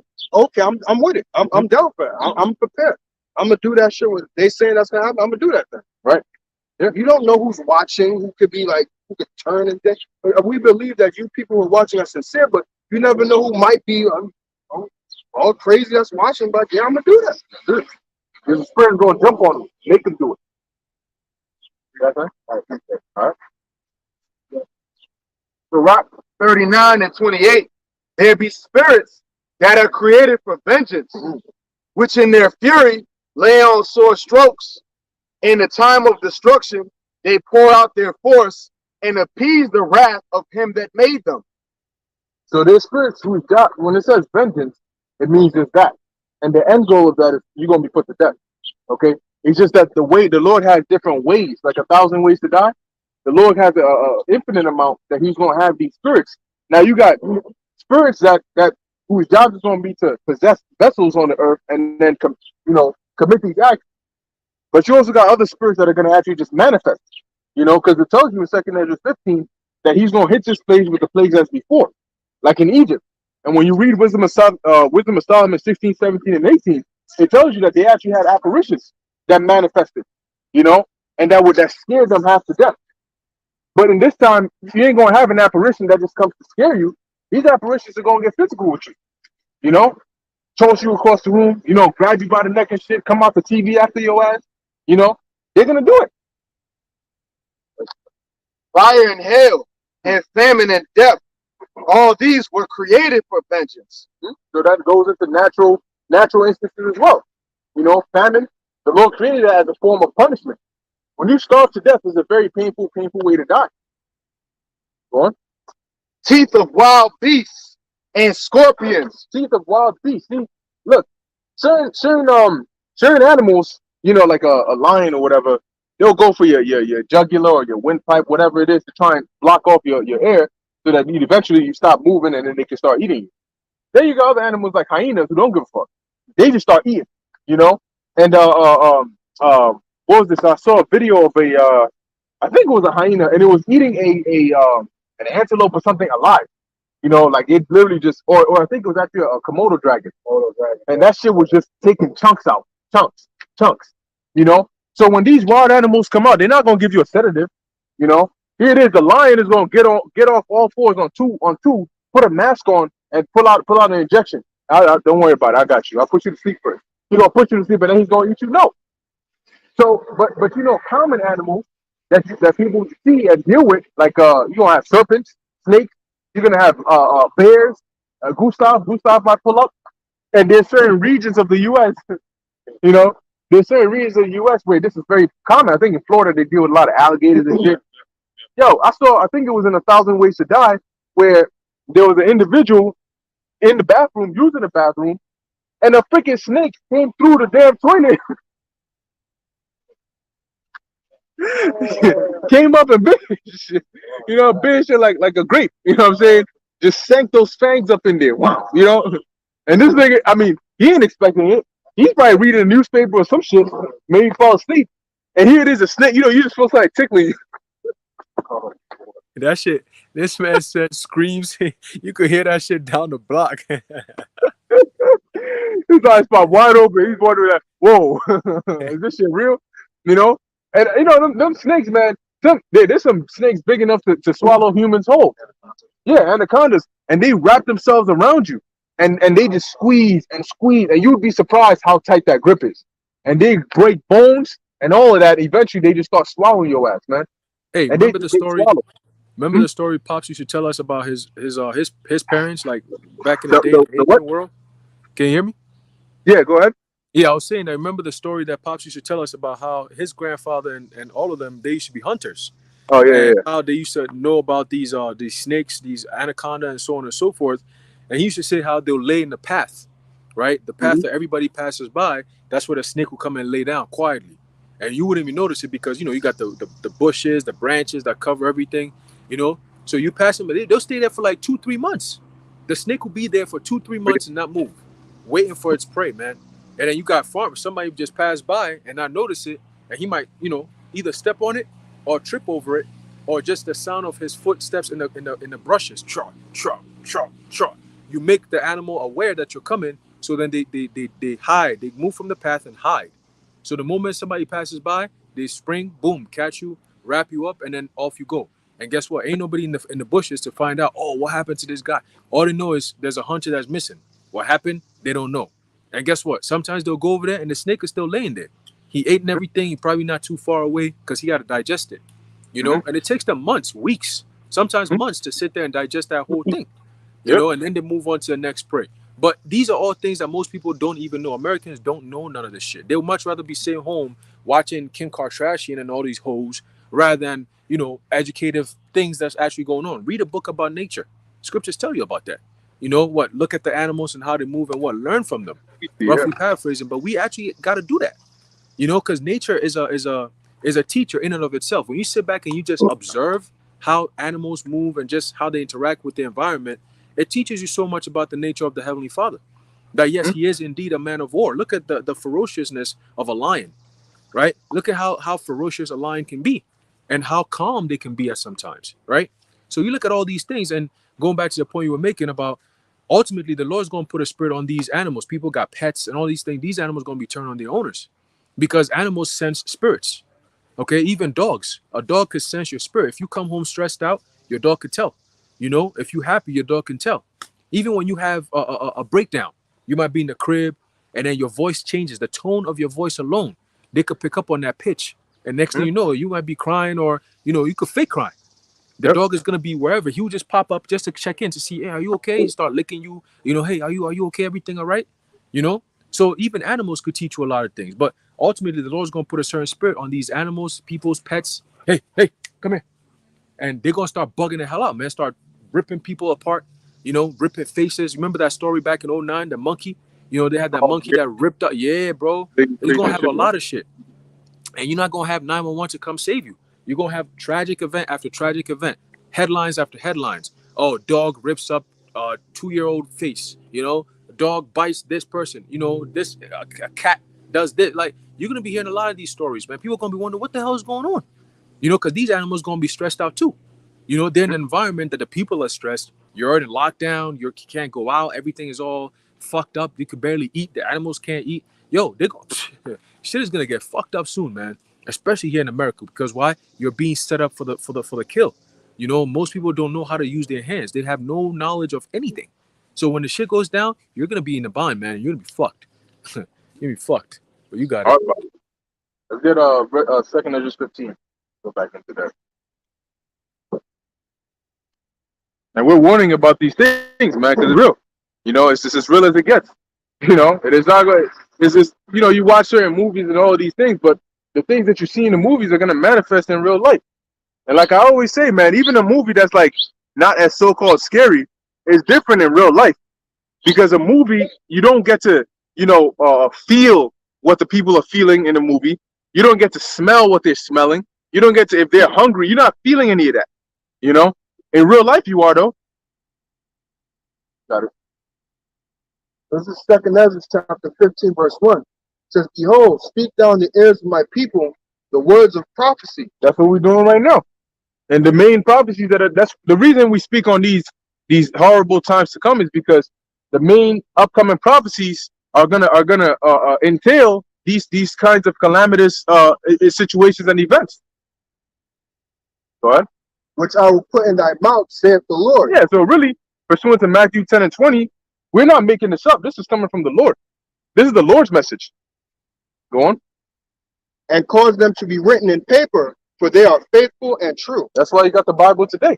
So the Lord had it to where these things were, where the word was given, it was written down in paper, okay, and now we have it even up until today, okay, because they're faithful and true, meaning they're going to come to pass. It's not a lie. What? Verse 3, it says, Fear not the imaginations against thee, let not the incredulity of them trouble thee. No, the incredulity goes into their unbelief. So the imaginations, their thoughts, you know, their opinions, their feelings against us for the truth that we teach, don't fear that. You know, when if they threaten you or they you know, try to scoff at you or whatnot, don't let that bother you, basically. Okay? Because we know what we believe in and we know what's about to happen. Even now, more so than ever, because at least now you can see the signs. Go on. Fear not the imaginations against thee, let not the incredulity of them trouble thee, that speak against thee. Yeah, don't let their disbelief trouble you. Go on. Verse 4, For all the unfaithful shall die in their unfaithfulness. Yeah, so those that are unfaithful, they don't know what's going on. They don't want to turn back and repent. They're going to die in their unfaithfulness. The path that caused you to err from the Lord is going to be the path that kills you. Okay? When you're thirsty as hell, man, nothing is going to be funny at that time. You see, when you go a period of time without eating or drinking water, you get to a stage where it's called apathy. You become apathetic, where nothing is interesting to you. You know, you're just in that grumpy, angry spirit, you know, because your body's just like so deprived, you know, that the fleshly desires before, whether it's women or games or nothing really excites you. Okay, because you're at that level of not having had food or water to drink, food to eat or water to drink. And in that time, you're going to need to know how to look. You might find yourself in the forest, and if you don't know what herbs are safe to eat, you might end up eating something poisonous. And if you eat something poisonous, somebody's not going to be able to rush you to the hospital and say, hey, this person help. What hospitals? If the grid was to go off tomorrow, what hospitals are going to be running? You know, if the economy was to collapse, what are you going to do? Your money's not going to work. So then what? But a lot of people don't think about these things. To them, everything is going to go on like it is forever. And that's what's going to be worse, because they're not expecting these things to happen. So when they do happen, they're not going to know what to do. They're not gonna go know where to go. If you're on the highway and something goes down, and next thing you know, there's a pileup on the highway, and you're on a bridge or something like that, you stuck there. So you better start walking. Go on. Says verse 5. Behold, saith the Lord, I will bring plagues upon the world. Yeah, so the Lord said he's going to bring plagues upon the world. Not just America, but the whole planet. Because of all the wickedness that's taking place right now. And you would think that people would learn, right? In the past, the Lord never changed up his formula. He would always tell you, all right, look, I'm about to bring destruction to this place. So he would send the prophets out to give warning. Hey, tell these people to stop doing what they're doing, or I'm going to destroy it. And the people say, yeah, nah, yeah, whatever. We'll do whatever we want. We don't care, whatever. Go about their daily lives, right? What happened to Sodom and Gomorrah? It got destroyed. As a matter of fact, what happened to the whole world during the time of Noah? It got flooded. So people have this misconception that, oh, God is all love and all sweet. But you got to ask him, okay, he's all love, right? But is he not the same God that flooded the whole earth and saved only 8 people? So were there not babies and grandmas and pregnant women and old people that were in the world at the time? So where was the love for them when he flooded the whole earth? The whole planet. And only 8 people on this big ass planet that the Lord allowed to live. Is that all love? He burnt Sodom and Gomorrah with people in it. That they were children, they were families and all that, and they got burnt and destroyed. Was that all love? So when people say that, they say that ignorantly, but when you read the scriptures, you're like, wait, no, God ain't no love. What are you talking about, man? And he's about to show you the hate. He's about to show you the other side. Go on. Oh, you got that? I'm going to say Ezekiel 9 and 4 down. Matter of fact, bring it up. Because these verses are not written in here for no reason. They're written in here for a purpose. And it's all really a warning. That's what we're out here to do. We're out here to give you that warning. But a lot of people don't want to take heed to that warning. It sounds too scary. They don't want to hear it. Oh, yeah, whatever. Okay. But just know that when it comes, we did warn you. And guess what? They're going to be looking for us. They're going, damn, where are those men that were saying that all this is going to happen? And, they said the economy was going to collapse. And now it happened. What do I do? Like, can we find them? You're not going to be able to find us. Go ahead. This is Ezekiel 9 and 4. And the Lord said unto him, go through the midst of the city, through the midst of Jerusalem, and set a mark upon the foreheads of the men that sigh and that cry for all the abominations that be done in the midst thereof. So what we're doing right now is we're sighing and crying against the abominations that are happening here. We're speaking out against it, saying that, yo, this world is off. It's just wickedness after wickedness. And we say it day in and day out that this place got to go. So the Lord sees that and he sets that mark. Okay, I can work with you. I can work with you. It's like having a basket of bad apples and you're picking out the good ones from it. And that's what that mark is doing. Pick out the good ones so I can take them out of the basket before I throw the basket away. Go ahead. And that mark is a mark of exemption. You got people that think they're so deep. They'll try to compare this mark with the mark in Revelation 13. And they'll say, see, if God's mark is spiritual, then that mark got to be spiritual. But if that mark is physical, then what about this mark? But the context is completely different. Esau is a carnal man. The Most High is a spirit. So of course his mark is going to be spiritual. And Esau is going to be carnal. How the hell is Esau going to give you a spiritual mark and the nigga's carnal? How is Esau going to give you a spiritual mark? In order to give somebody a spiritual mark, you need to have the power to spiritually exempt somebody. How the hell is Esau going to do that? You got it. Yeah. Precept is what you said about the good and the bad apples. Yeah. Jeremiah 24 and 2. One basket had very good figs, even like the figs that are first ripe. And the other basket had very naughty figs, which could not be eaten. They were so bad. There you go. Then guess what? That's that you have the elect, and then you got the non-elect, the wicked. Okay? But they all come from a fig tree. What? Then said Yahweh unto me, what seest thou, Jeremiah? And I said, figs, the good figs, very good, and the evil, very evil, that cannot be eaten. They are so evil. There you go. So that's why the Lord's going to have to destroy the wicked of our people. They can't be eaten, meaning they can't be made right. They can't be made good. They have to be done away with. And then just plant the seeds of the good so that you can get the the good you can basically fill up the spots that you destroyed. And that's the thing about fruits like figs. They're very easy to get rotten and very easy to go bad. But when they're ripe, it's nothing better than a nice fresh fruit. And when you have those bad fruits, which are all like moldy and like worms and bugs and everything, that's it. There's nothing you could do. You can't bring those back. The Lord hates a figless tree. You know what happened when he tried to get one and there was none there? He cursed it, and it withered and died. So it shows you that it had no fruit, right? And if you think about it spiritually, that's like to men that come in and they don't have any fruit because they're not putting in work. The Lord's gonna curse you and you're gonna die.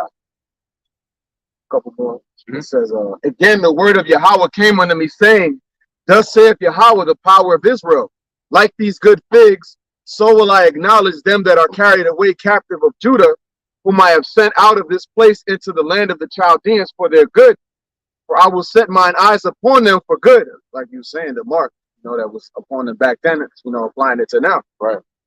It says, and I will bring them again to this land, and I will build them. So Jeremiah prophesied about the return of the exile. Go on. And I will build them and not pull them down, and I will plant them and not pluck them up. And I will give them an heart to know me, that I am Yahweh. And they shall be my people, and I will be their power, for they shall return unto me with their whole heart. That's right. Let's don't start with the election. Oh, no, I was just going to mention, just to actually oppose the two marks. When it goes to the first one, and was Ezekiel 9:4? Right. It doesn't tell you where the Most High is putting it, but in Revelation it tells you where Esau is going to put it, whether it be in the right hand or on the forehead. So it shows you that the one in Revelation is carnal. Oh, sure. Oh yeah. No. That the one in Revelation is carnal because it identifies with two areas, the hand or the forehead. But the other one in Ezekiel doesn't, because that's a spiritual one. So meaning actually, that you're being exempt. it's like actually in Ezekiel it also mentions the foreheads. Oh, Yeah, it mentions the foreheads. But I do get your point though. Still, it's the whole point of it all is like ICR mentioned, right? The Lord can say, right, set a mark on this individual, and what it means is that when all hell breaks loose, nothing is going to happen to them, right? How can Esau guarantee and tell you, I'm going to set a mark on you, you, and you, and when something goes bad, nothing is going to happen to you? He doesn't have the power to do that. He can give you a physical mark, and he can ensure you take that, but he's not going to be able to ensure a physical mark. That takes power, right? And that's what the Lord has. So for Esau to tell you that, but he's going to push it like it is, right? If you take this, you're going to be taken care of. You're going to be good, but he can't guarantee that, because in Revelation 16, those that take the mark, they're going to have that grievous sword. So Esau cannot exempt you from judgment. All right, let's put it like that. Esau's mark is the mark of judgment, and the Lord's mark is the mark of exemption from judgment. No, all good. So yeah, let's go back to 2 Ezra 15. I'll read verse 5. 2 Ezra chapter 15, verse 5 says, Behold, saith the Lord, I will bring plagues upon the world, the sword, famine, death, and destruction. What? For wickedness hath exceedingly polluted the whole earth, and their hurtful works are fulfilled. Yeah, so wickedness has exceedingly polluted the earth. And that's what you see going on right now. All you see around you is wickedness. And if you're not, with the level of wickedness that is out here, if you're not able to see it, then your mind is not in the right space. Your mind is definitely not in the right space, because it's so bad that even the average individual can see it and say, yeah, nah, this is too much. You got the LGBTQ people out here, and they got the TGs and all the shit. And that's all you see. And now they've let it be known openly that forget the old heads, we coming for the young ones. We want the youngins. We want your children. That's who we coming for. Shit. Hey, and that's a fulfillment of that Baphomet spirit, because now we're starting to see all this shit come into fruition. Because the Baphomet, when you look at the Baphomet, right, the androgynous demon, right, they have the one that sits down, the horse shit, whatever, sits down, one hand up, one hand down, and then they have kids around them. You notice that, right? They got the little children. That's one. I think there's 3 children. One to his left, one to his right, and one in front of him looking up to him or some shit like that. I think it's something like that. And the first time I saw that, the first thing I thought about was, why the fuck they got kids around this type of shit? Right. And then you see the curriculum in schools, and you see the shit they put on the media and the TV and all that. Like, I think you sent me the clip of Mickey Mouse, and when you kids watching it, you don't see these things, but it feeds into your subconscious. where he's literally putting his Holding feet the out. cheese. Yeah. He's blowing right through them cheese, and then and then he passed it on. He blowed up and then passed it on. And then I'm like, wait a minute, how come this is all in movies? So-called Disney, man. Now they're saying that Disney is they're gonna be, I forget the new thing that they're doing over there, but it's basically they open it up for children to engage in Satanism and all kinds of different shit, man. You know about that stuff? Yeah, I think I heard about that. Yeah, you know what I'm saying? That's what's going on. So like you said, they're targeting the youth, they're targeting the children. And it's crazier than ever before. If you hear the kind of shit they teaching these kids, you'd be like, hold on, wait a minute. Why are parents still taking their kids to these schools? What the fuck is going on here? Teaching your children about men, boys and boys and all kinds. It's like, what the hell is really going on? And no one sees anything wrong with this? Are we the ones who are going to be deemed as the bad guys for pointing out the wickedness that's going on in this world? Hey, judgment is coming, man. I think I had a precept. Real quick, if you don't mind. Yeah, it was. See if I can bring it up real quick. All right. As we were reading about Esau's wickedness, right? This is the book of Psalm. All right, chapter 10. Let me get it real quick. All right, Psalm chapter 10. And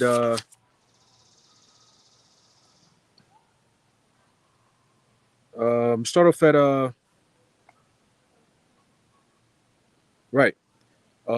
verse 11. It says, it's Psalm chapter 10, verse 11. It says, he hath said in his heart, the Most High hath forgotten. He hideth his face, he will never see it. How can you have a mindset like that? When that's why they have this bravado to bring out all this wickedness in the open. And not only are they don't care that people are seeing it, they don't care that the Heavenly Father can see these things, man. You see what I'm saying? That's the blasphemous spirit of these devils. And you notice they're the only ones on the earth who are pushing this shit. Where is it coming from? America.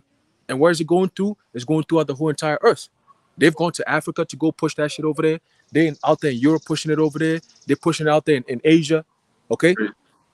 So that's what they're doing now. Esau is on a whole nother level of wickedness, man. The Lord's going to destroy these devils, man. All right? You're going to destroy these devils. Yeah. Real quick, I'm going to finish off verse 2. It says, arise, O Yahweh, O power, lift up thine hand, forget not the humble. So going back to the point of the mark, all right, the Lord not forgetting the humble, he's putting his mark upon his humble men. Okay? That mark of exemption. And then the rest, when he rises up, the rest, he's going to come upon you people, man, with great wrath.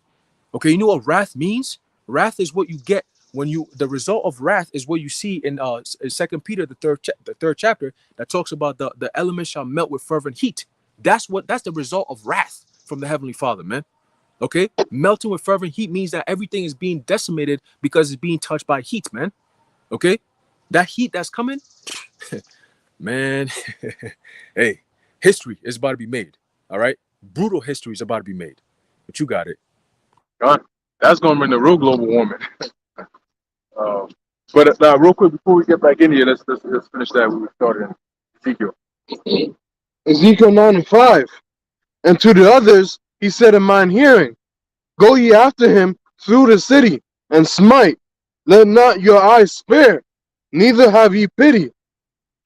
Slay utterly old and young, both maids and little children, and women. The Most High commanded them to do that. So all love. What happened to the love for the old and young and the women? Go ahead.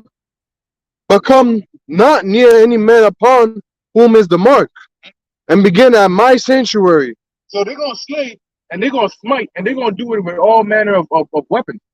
I saw a video a couple of years ago, and if I remember correctly, it was an old man, and I think it was his wife at the bus stop. And this dude just I don't know if he done had enough or what happened. This guy got up and just killed the lady right then and there, man. What? Yeah, I think it was with a metal stick or some shit, and he just bam in the head, and she's on the ground, and he just pow, pow, and then that's it. He drops it and then walks away. I'm like, what the fuck, you know?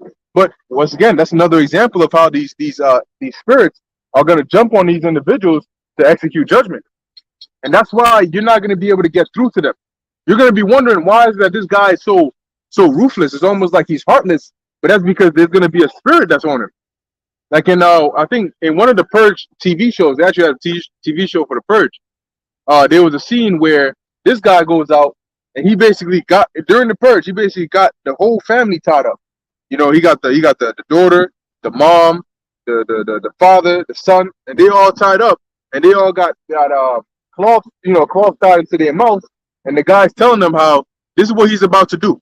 He explains to them nicely, I'm gonna start with her, and I'm gonna kill her, and you're all gonna watch, okay? And then he explains it as if he's like genuinely trying to teach them something, you know. He adds the okay at the end too, you know, like it's supposed to be all right. He tells them, okay, when she's done, I'm gonna move on to her, and then so you all gonna have to watch, okay? And you know, and they're all scared and shit, and they're all screaming, but he doesn't care. He has that spirit on him. Now he laid out this set of weapons that he was gonna use to get his job done, and you know they start panicking even more when they see that. So I don't remember the whole thing. I don't know if he was asking them to pick which one they wanted to use or whatever, but yeah, the shit got wild. But you know what's also interesting, right, about human nature? they go from none of them wanting to die to now, if it's listed out the different ways you're gonna die, and you all have to pick one way, everybody wants the easiest way.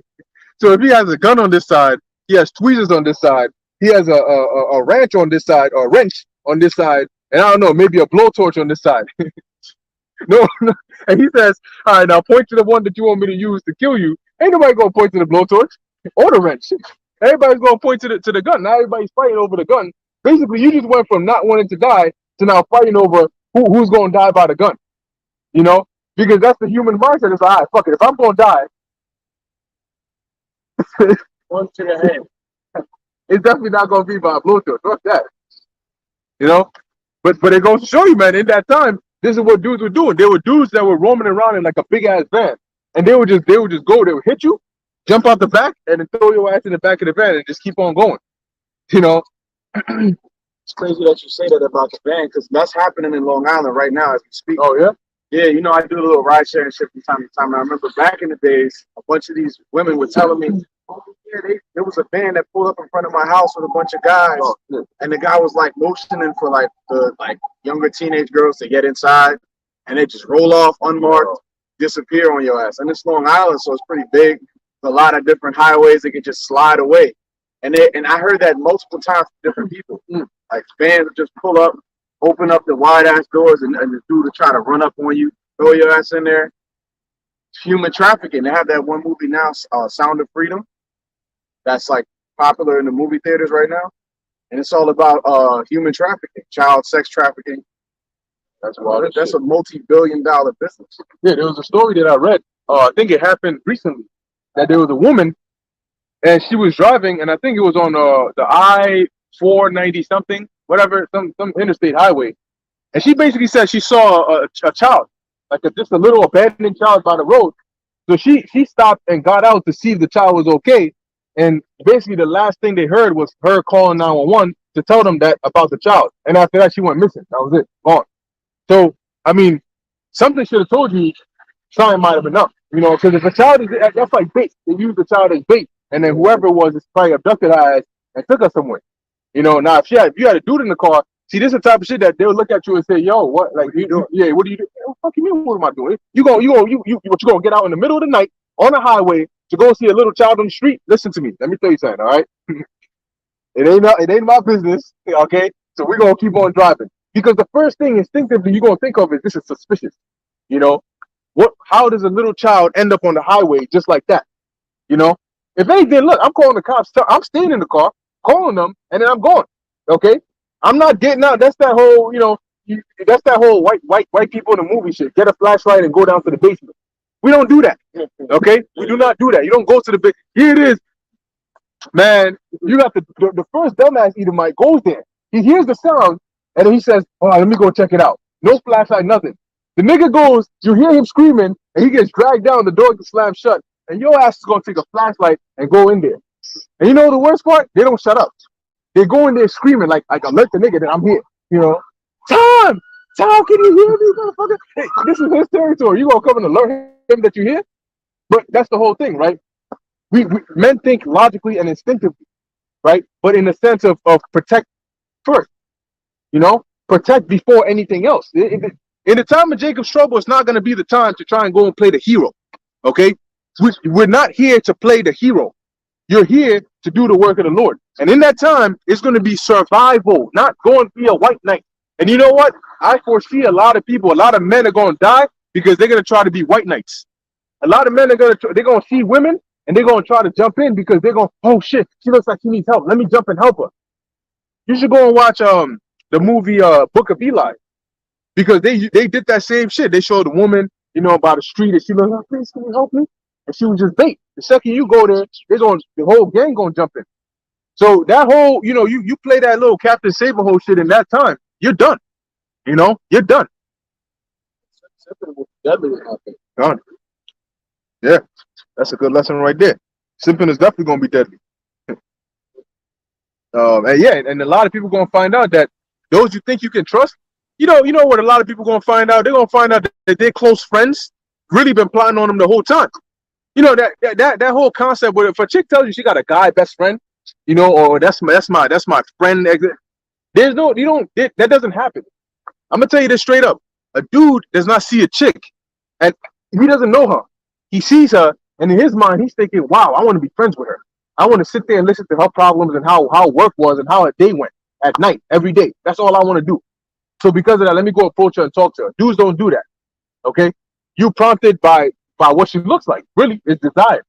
So if you are there being her friend, then you have a reason to be her friend. There's something in there for you.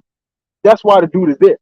So when he's all, oh no, he's just my friend, and ask him why he's there.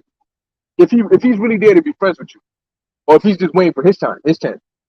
So they're gonna find out in that time that this guy best friend, he ain't your best friend. When that time comes and he realizes, yo, I don't gotta wait for shit no more. Like you said, what's gonna stop him? Because he got easy access. You know, yo, let me come over. I got you. I'll take care of it. He come over. Next thing, why are you locking the door? Hey, I've been waiting two years. All right, I've been waiting too damn long. Tight dress porn, that shit. Hell no. Hold on, you got something? Yeah, kind of. I was gonna add on to what the brothers were saying. You know, it's a beautiful point about how, you know, simping is gonna cause you your life, and that's why scriptures tell you. Let me get that real quick. And that's one of the precepts I brought out to my cousin yesterday. All right, Isaiah 33:6. Right, and that's why, again, Isaiah 33:6 is a perfect example why being in this truth is going to be your saving grace. You know what I'm saying? Because now you have understanding of what's actually happening. You know what I'm saying? That's literally what the scripture says will keep you stable in these times. When you have all hell breaking loose and there's no explanation to it, there's no explanation to it, people will lose their minds.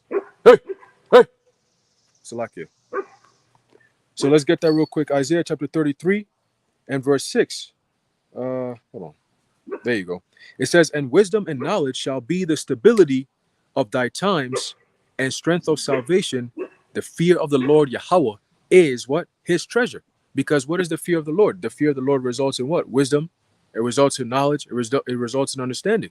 Right? So that's the treasure that we're going to have, because we have full knowledge because of the fear that we've had in Yahweh Ba'ashim Yahushai. And plus, the fear of the Lord is what prompts you to go and find out about the words of the Lord. The people who are going to get caught up is because they don't have the knowledge that they need. Because why? They don't fear the Lord.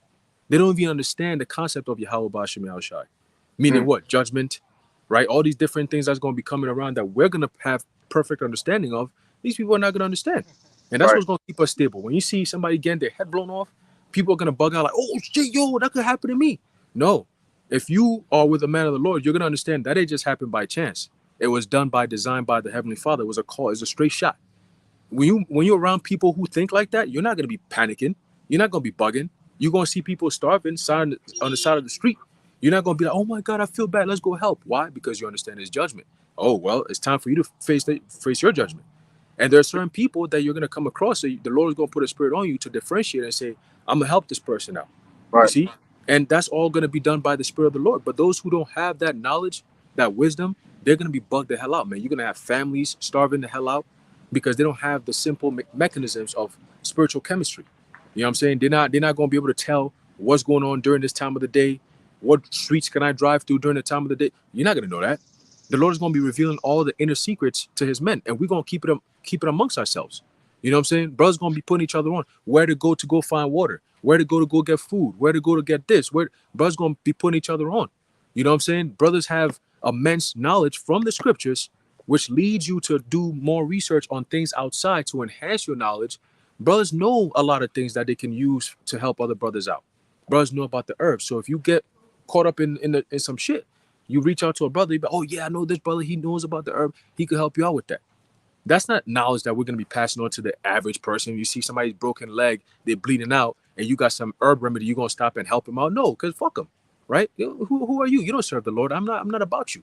You see, only the servants of the Lord are going to be taken care of. We're going to take care of each other, and the Lord going to take care of us. But if you're in an inner circle, forget about it, bro. Just leave it. Just forget about it. You're done. All right.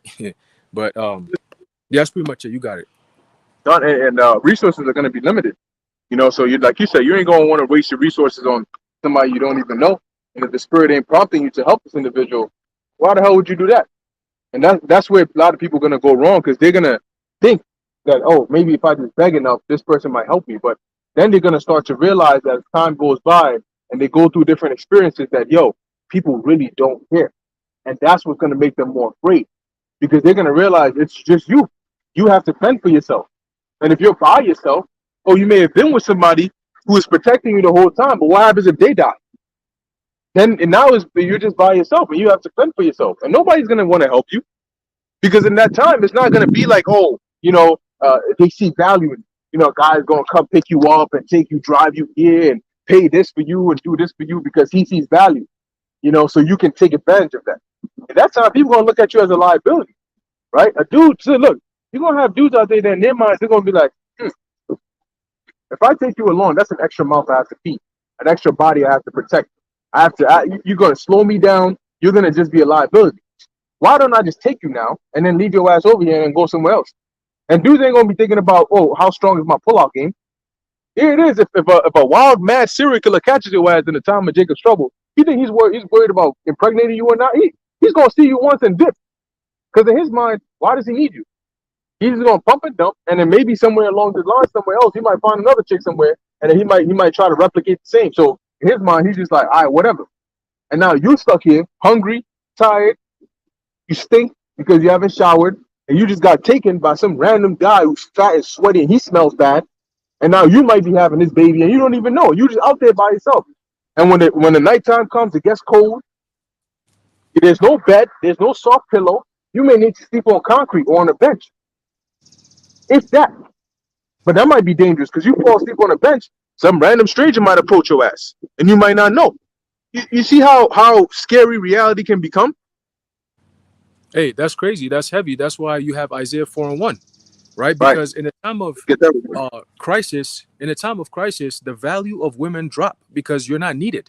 When the time of crisis hits, you need men. You need people who are able bodies. You need like-minded men to come together and strategize. Women are the last thing you're thinking about. You're thinking about survival. When you look at the Maslow's hierarchy of needs, right? You have the top is self-actualization. That's where you get to the top where you don't really need much. You're just chilling at that point. You've done everything there is to accomplish in life, right? You've gone through all the basic stages of life, so-called, right? Which is the first foundational stage of that hierarchy is what your need for basic survival. So you're talking about food, you're talking about water, you're talking about shelter, right? Once you establish that, your next step is companionship, ultimately family, and so on and so forth. So that's where you start looking for a woman and all that. Now, the world is being pushed into a direction where everyone is going to be at the bottom. That's why it's everything you see now is leading to that. It has to happen that way, because they're not going to be able to get people, all right, to comply with a draconian system if everybody got what they need. There's a reason why they say you own nothing and you be happy. For you to get to that point, they're going to have to start taking things away from you, right? They're doing it by law. You see? So now you have a state where you got chaos happening, and now people are fending for their lives. Do you think that women's lives are going to be valuable at that time? No. Men are not going to care about you. Women become valuable when there's comfort. Because now you're like, okay, I got what I need. Now I'm looking for a woman. So now you're willing to accommodate for certain things, and that's what leads to these women acting the way they act. Because you got a lot of men who have enough to say, you know what, I want this or I want that. When the time comes when you ain't got no options, women are not going to be part of that, man. They're going to be the ones. That's why it's going to be so many of them, because you're not needed. Nobody respects you. Nobody needs you for anything. You see what I'm saying? We're not going to come to you. Well, we need shelter. We need protection. Fuck out of here. Look, you know what I'm saying? And a lot of women have bad attitudes, and that's going to affect you very soon because of your life that you're having now. You're so comfortable. You ain't seen shit before. So it makes you treat men like they ain't shit. But very soon, like I said, when chaos hits and all hell's breaking loose, you're going to need men. That's just automatically how it is. You're going to automatically need men. That's just what it is. It could be the weakest nigga in the world. He's still a man. He's still going to instinctively have certain traits to him. You can't take that away from him. But what now you're looking at men of the Lord. They have that ancient mindset. They have the wisdom, knowledge, and understanding of the scriptures. They know what's going on. They have the courage, the spirit to go after things. What are you going to do? And the Lord going to bless us with spiritual power, right? He said he's going to make a man more precious than fine gold. You know what I'm saying? Even a man more precious than the golden wedge of Ophir. Now, King Solomon used to send his men, his navy, to come all the way to the land of Ophir, which is America, to come pick up gold. So if the Lord is going to make a man more precious than that, that means you're going to have women overseas fiending for us over here, man. They're going to be sending emails. They're going to be sending voice notes. They're going to be trying to call, hey, wait, can I get to you? How much? You know, I'm going to jump on the next ship so I can go over there. If they're not going to let us fly, we're going to come up with a boat. You know, we're going to try, hey, sisters, we got to come together. We got to go over there. We got to go find a man of the Lord. That's how it's going to be.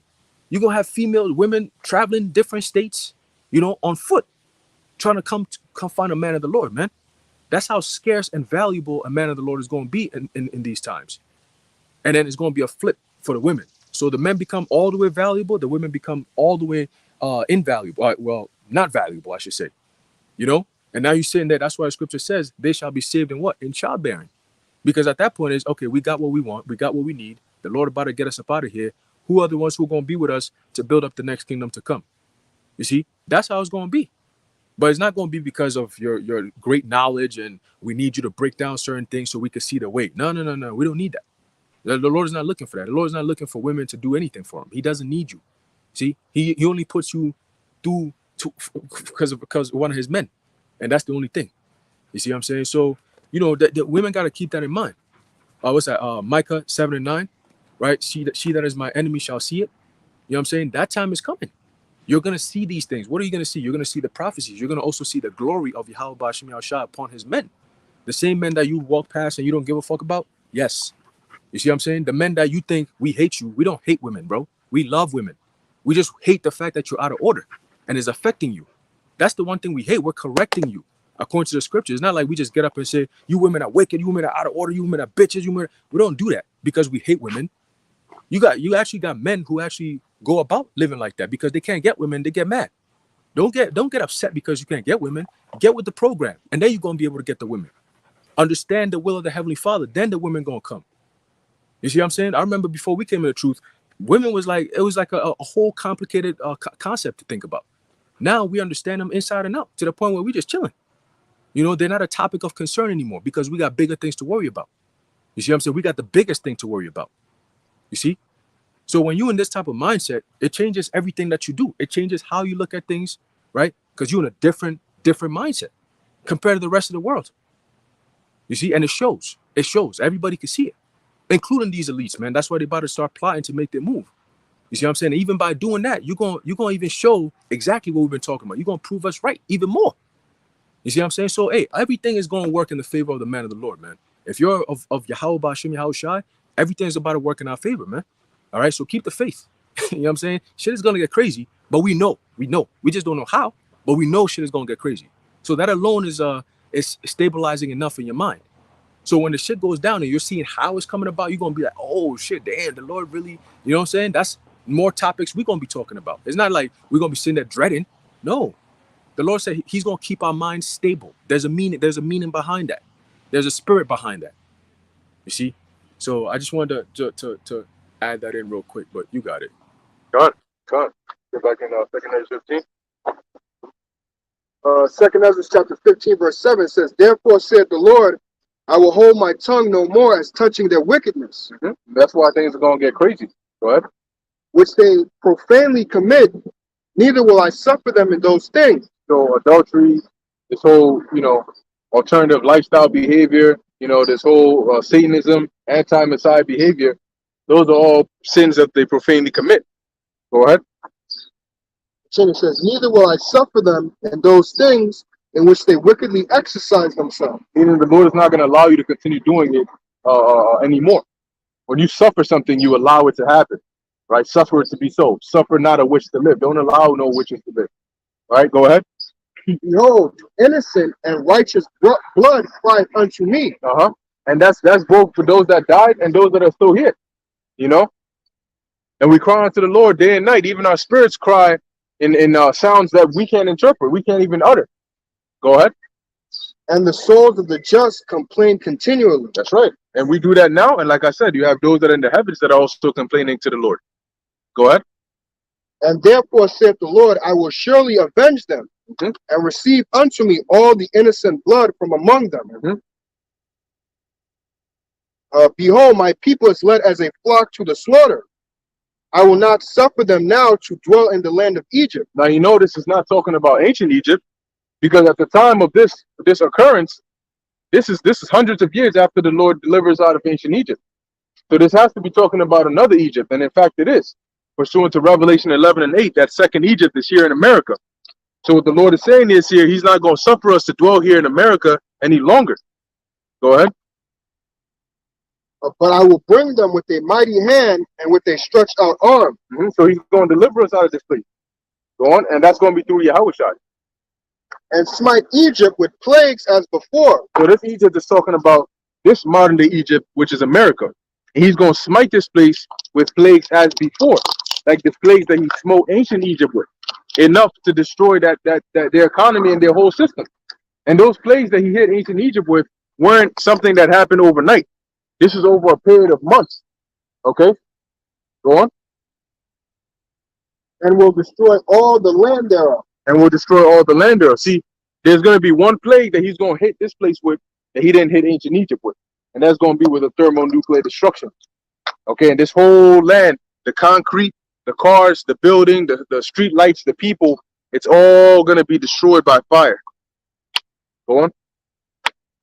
It says, verse 12, Egypt shall mourn, and the foundation of it shall be smitten with the plagues and punishment that the Most High shall bring upon it. And that also links up with Isaiah the 19th chapter. Isaiah 19 is a prophecy concerning America. Though America is referred to as Egypt in Isaiah the 19th chapter, but it goes into the plagues the Lord is going to hit this place with, with the lack of water, the lack of jobs, the system breaking down. Okay, people not being sure on what to do. Right? Go ahead. They that till the ground shall mourn. They that till the ground shall mourn. Okay, so the tillers of the ground going into these farmers, these harvesters, and so on and so forth, they're gonna mourn. Why are they gonna mourn? Because the lack of resources.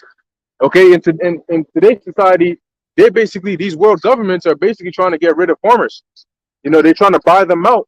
Okay, or they're trying to find ways to either forcefully euthanize if they're livestock, they have livestock, they forcefully euthanize it, or if they plant things in the earth, they're trying to either have them use GMO seeds or not be able to do that at all. And then they also buying up all the farmland and all of that. Go on. It says, they that till the ground shall mourn, for their seeds shall fail through the blasting and hail. See? Their seeds shall fail, which is going to lead into the famines, all right? The lack of water. The scriptures tell you that in 2nd Esdras, I believe, the 6th chapter, that in 3 hours they shall not run. Okay, so there's going to be droughts. There's going to be lack of water. And water is very, very crucial and essential. Go ahead. And hail, and with a fearful constellation. Woe to the world and them that dwell therein. So it's letting you know, woe meaning destruction to the world and them that dwell therein. Because this is going to see the first time, once again, the Lord, he flooded the whole world, the whole entire planet. This time, before he brings that destruction, he's going to bring hard times and difficulties to all different parts of the earth. As Yahushua mentioned, the beginning of sorrows would be indicated with earthquakes and famines and pestilences in diverse places. So woe to the world and them that dwell therein. Go on. For the sword and their destruction draweth nigh. And that sword is going to represent war, because the sword, the modern day sword, is a gun. Okay, a missile is an example. Conventional weapons, pistols, AKs, and actual physical weapons. Okay, handheld weapons. So that is going to be used in wartime, in martial time. Okay, whether it's world wars, race wars, class wars, people versus government, it's all going to happen. Go on. For the sword and their destruction draweth nigh. So it's very close. And one people shall stand up to fight against another. Yeah, so that one people are gonna fight against another. So they can be grouped, like I said, by race, by political preferences, but there's gonna be basically a division and uprisings. And even you're gonna have friends fighting against each other. Go on. And one people shall stand up to fight against another, and swords in their hands. So it's not gonna be like a fist fight, even though you will have those. It's gonna be more violence. People are gonna have weapons, guns, all of these things that they're gonna use when they start going back and forth with each other. Licking off shots at them. Go ahead. Verse 16. For there shall be sedition amongst men, and invading one another. So when you got sedition going into those uprisings, right? But sedition is more like people are gonna be rising up the spirits in others. Like you're gonna have those ringleaders, that are gonna say, yo, this shit is this BS, whether they're agents or they're organic, this is BS, we can't stand for this anymore. Like there was a video of this parent who said that he took his son to the hospital and with his wife and everything, and when they went there, one of the first questions that the people asked him, the nurse or the doctor, whoever asked him, was, what are his preferred pronouns? And he got so mad at that because he's like, you treat him every single time he comes here. You've never asked him this before. You can clearly see the kind of individual that he is, and you're gonna ask what are his preferred pronouns? And he got mad because he's like, what are you trying to put into the mind of my son? Because now he's gonna be consciously aware of this. Like, what do you mean my preferred pronoun? Like, I have to have preferred pronouns? Like, what other pronouns would there be aside from, and you're gonna now plant seeds into his mind. See, and that's what he got so mad about. And he was like, yo, if you think this is okay, you're sick. But this is just an example of how people are gonna be fed up, and they're gonna start taking to social media and posting these videos, sparking outrage. Okay? And then you're gonna have situations like what's going on in France. Here it is. Now I don't even know what the hell is going on now. Now they got people dressing up as superheroes. They got somebody coming in a Spider-Man outfit running around. Then they got somebody in a Flash outfit running around, and somebody in a Mr. Freeze outfit. Just running around and shit. It's like, yo, on roller skates. But anyway, these kinds of situations that spark outrage, you're gonna see those, and there are gonna be more people that watch those, and they join in, and then they start insurrections. Okay. You also have a group called the Oath Keepers, which they're like ex-military or military people that when you go into the military, I believe you make an oath to protect the Constitution or whatever. So they said that, well, if shit goes down, we're going to protect the Constitution. And them red-blooded Edomites, them motherfuckers that bleed red, white, and blue, they believe in America, you know what I'm saying? They're going to go for theirs. They're going to suit up, mount up, and they train professionals when it comes to this shit. So they're going to be kicking ass and taking names too in that day. So it's going to raise up all those different editions. They're going to be suited and booted. What? I'll read verse 16. Verse 16, it says, for there shall be sedition among men, and invading one another. Invading one another. What does that mean? They're going to be breaking into houses. They're going to be breaking into stores. They're going to be coming after these mayors and governors. Look at what was happening in Sri Lanka when they was doing those riots and all of that. They found those higher ups, politicians. They found their houses and started burning it. Burning cars, burning buses. So they're gonna find you Eric Adams and Hokos and shit. Somebody might find your ass with pliers and start pulling out those two big ass teeth that you got up in the front. That she used to make those stupid, ridiculous laws. They are fucking elf years and shit. Man, yeah, demon. Go ahead. and I'm entitled to my opinion. They shall not regard their kings nor princes. Yeah. See, well, but that's what I just mentioned, right? Because the modern day princes are likened onto those that are under the kings, right? So if the modern day king is a president, then you have your vice president, you have your politicians, you know, you have your senators, and so on and so forth. These senators and these congressmen are likened onto these princes, these judges, and so on and so forth. They're likened onto the princes. So when they come out and they start calling for peace, there ain't gonna be no peace. The people gonna tell you, I don't want peace, you know. I want peace. That's what the people gonna be saying, you know, because I'm just gonna tell you that the course of their action is gonna stand in their power. So they're gonna start looking for some of you folks. Like they actually did that. I heard this guy, what's her name? Oh shit, that old lady, that was it senator or congressman, whatever. She's an old lady. Her Pelosi, I think. Was it Nancy Pelosi? She got her husband got beat up. Yeah, kind. That's the beginning. His old ass. You know what I'm saying? Yeah. I was gonna say that you feeding off of that joke you were cracking over there. You know, they come in hot. You know what I'm saying? They come in saying, I'm not coming in peace. Don't expect peace. I'm here to leave you in pieces. Like That's it. that's what happened to Pelosi's husband. He got bashed with a hammer in the back of his head or Oh some my shit. God. Yeah. Yeah, man. And there's some sick people out there, but they come in to protect the Constitution. So in the name of the Constitution, yeah, tie his ass up. Shut up, nigga. In the name of the Constitution, and they're gonna start hurting you because they're gonna say, just like you hurt our Constitution, we gotta hurt you. You know? And look, man, the Lord's gonna bring that judgment. And hopefully some of them find that black demon, you know, his bald ass out here, you know. Oh man, these people, man. You don't understand how many people you've pissed off over the past few years. And so when the added desperation of no food, no water, and all that sets in, guess what? They're gonna come and find you. They're gonna reach through and they're gonna start finding some of you. And then Pelosi's husband, he's just gonna be a walk in the park compared to what they're gonna be doing to some of you. There was a story that came out about these men that were caught conspiring to try and, I think, kidnap one of the Senate women or something like that, senators or some shit like that. I think it was in one of the down south or mid-east states, you know, and they were caught, 3 men plotting on how to basically kidnap this woman. So when that time comes, man, you ain't gonna have them security guards and them bodyguards and none of that stuff. You know, I ain't got no milk, no cookies, nothing.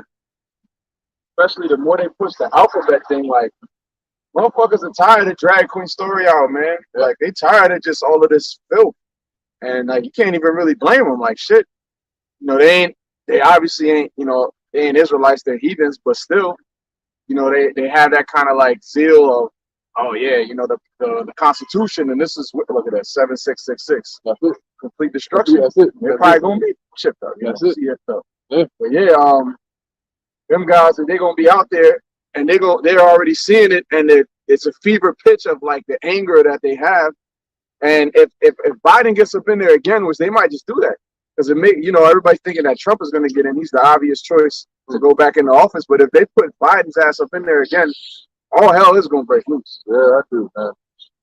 Another 4 years of this, and we're like, hell no. Yeah, they're saying. I mean, there's some sources saying that there's not going to be a 2024 election. All these extra things, man. But I mean, just get on with it, man. Enough with the talking. Just get on with it. Okay, but at the end of the day, look, man, there's people worse than Fleece Johnson out there. Fleece, he's old now. You know, he's old. But in this generation, where they got dudes looking like Magic Johnson's son or whatever that creature is, Fleece Johnson Jr. gonna come out. You know, with his 3 brothers, and they're gonna come out in packs hunting you niggas. See, when Fleece came out, he came out with no teeth. You all right, bro? He came out with no teeth, and he was telling you. He was telling you why he came out with no teeth, because his teeth were considered a lethal weapon because of how he was using them. And they said that the guards told his ass that, look, if you bite somebody, he said when he got into a fight, he ripped off somebody's face, he bit off somebody's ear, you know, he ripped somebody's jaw and shit. And they said, look, if you got one more bite left, if you bite, they said if you bite somebody again, we're gonna take out your teeth.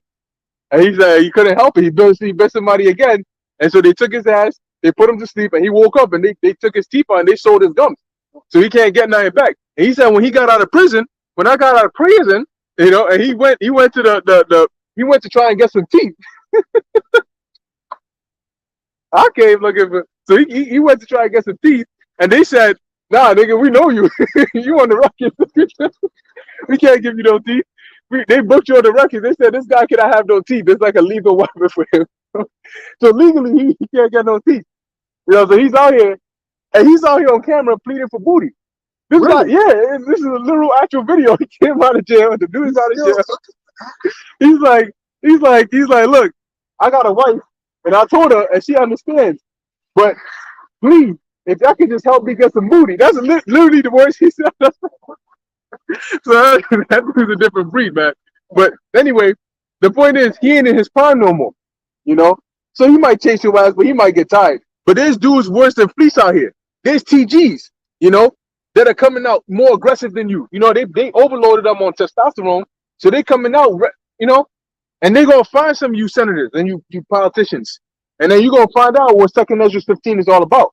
You're gonna understand the breakdown on a new level, deeply. Don't make me ruin that. Go ahead. So I read verse 16 that says, 2 Ezra chapter 15, verse 16 reads, "For there shall be sedition among men, Mhm. and invading one another. Mhm. They shall not regard their kings nor princes, and the course of their actions shall stand in their power." So the course of their actions, what they're gonna do is gonna stand in their power. Meaning they're not gonna act a certain way because of a certain law. They're gonna do whatever they want to do. So if they say, I see that and I like it, I'm gonna go take it, they're not gonna stop themselves because of a law, because they're saying, guys, stay home, and then they don't give. What you mean? There's no food, there's no water, there's no lights, it's hot as shit. You telling us to stay home? They're not gonna hear that. And that's when you're gonna see the real uproars and violence. And it's gonna get so bad that they're gonna need to send in them troops. When the blackout happened, that was the same thing to some degree. I remember black people didn't stay in the house because it was too damn dark. It was like pitch dark. Right. People went out in the was outside and things like that with no street lights. And some people was robbing people. There was a shootout on my block as well. So would you look at that? All because the lights were out. So just you wait till more desperation sets in. Go ahead. And the Lord is gonna hide and protect his elect.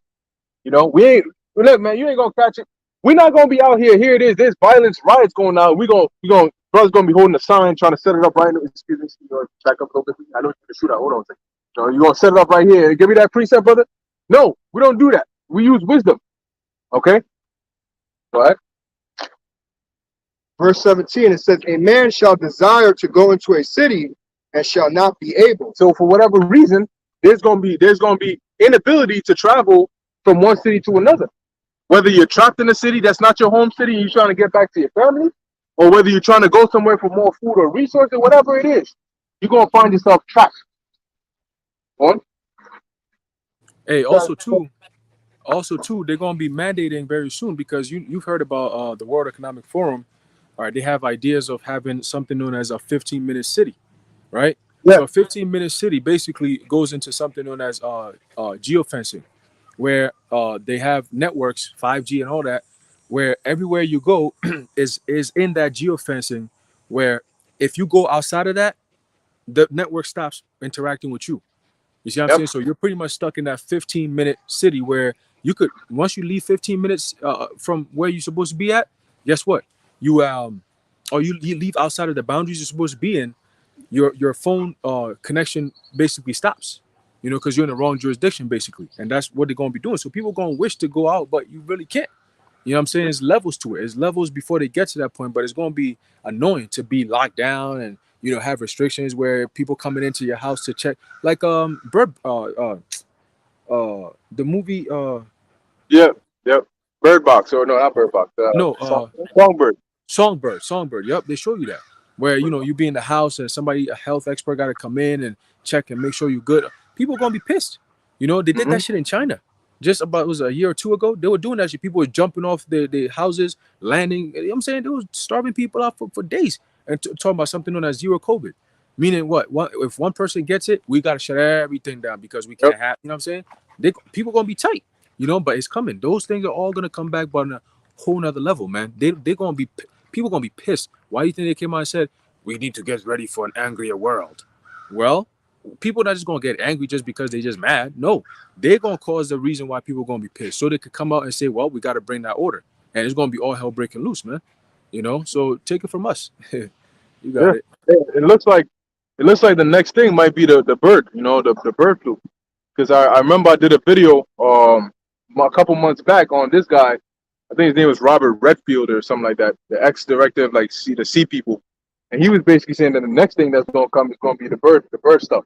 He said that. He said it's going to be the bird flu, and that's what you really got to worry about. And not a lot of people, took paid attention to it. But now all of a sudden, if you're paying attention, they're starting to say that there's some H1N1 stuff spreading over here, and now it was in this animal, then it was in these cats, and now it's transmitted to these humans. And he said that. He said it's going to go from animals to humans. So let's see. Maybe that might be the next one to really test out their demic powers that they received, their treaty and all of that. So yeah, man. Let's see. Let's finish off in that. Verse 19. Oh no, verse 18. It says, "For because of their pride, the city shall be troubled, the houses shall be destroyed, and men shall be afraid." And when their houses get destroyed, they get burned down, they get broken into and destroyed, people will be afraid. Okay? Not knowing where to go, having no sense of direction. You can't go home, you don't know where it's safe, your car is low on gas, like you don't know what to do. And that's why people are going to be afraid and uncertain. Go on. Verse 19. "A man shall have no pity upon his neighbor, but shall destroy their houses with the sword, and A spoil gun, a bat. Go on. their goods, Mhm. because of the lack of bread and for great tribulation." So now you know what's going to cause people to do these things. That means there's going to be a lack of bread, which is a famine, and great tribulation, chaos. Okay? And those are going to be the driving factors that are going to cause people to break into other people's houses and ravage their goods. That's going to be resources, people, your daughters, your food, your weapons, electricity, toilet paper, water, whatever they can salvage, they're going to take. And you'll be lucky if you can escape with your life. So when that time comes, that's when people are going to realize how real it's getting, or how real it is, when they find out that they're helpless. But yeah, we're going to pretty much end it off there. Aharon, you got anything else? All right, cool. So anybody's got anything else? All right. So hey, with that, we in those times, so definitely pray to Yahweh Shem Shai for that spirit of mercy and protection to hold us through. But anyway, with that, we're going to hear, Lord willing, thou edifying to the elect. Closing, we want to give all praises, honor, and glory to Yahweh, Bahashem, Yahweh Shai, Bahashem, Rakak with us. Till next time, Shalom. Shalom to the elect. Shalom.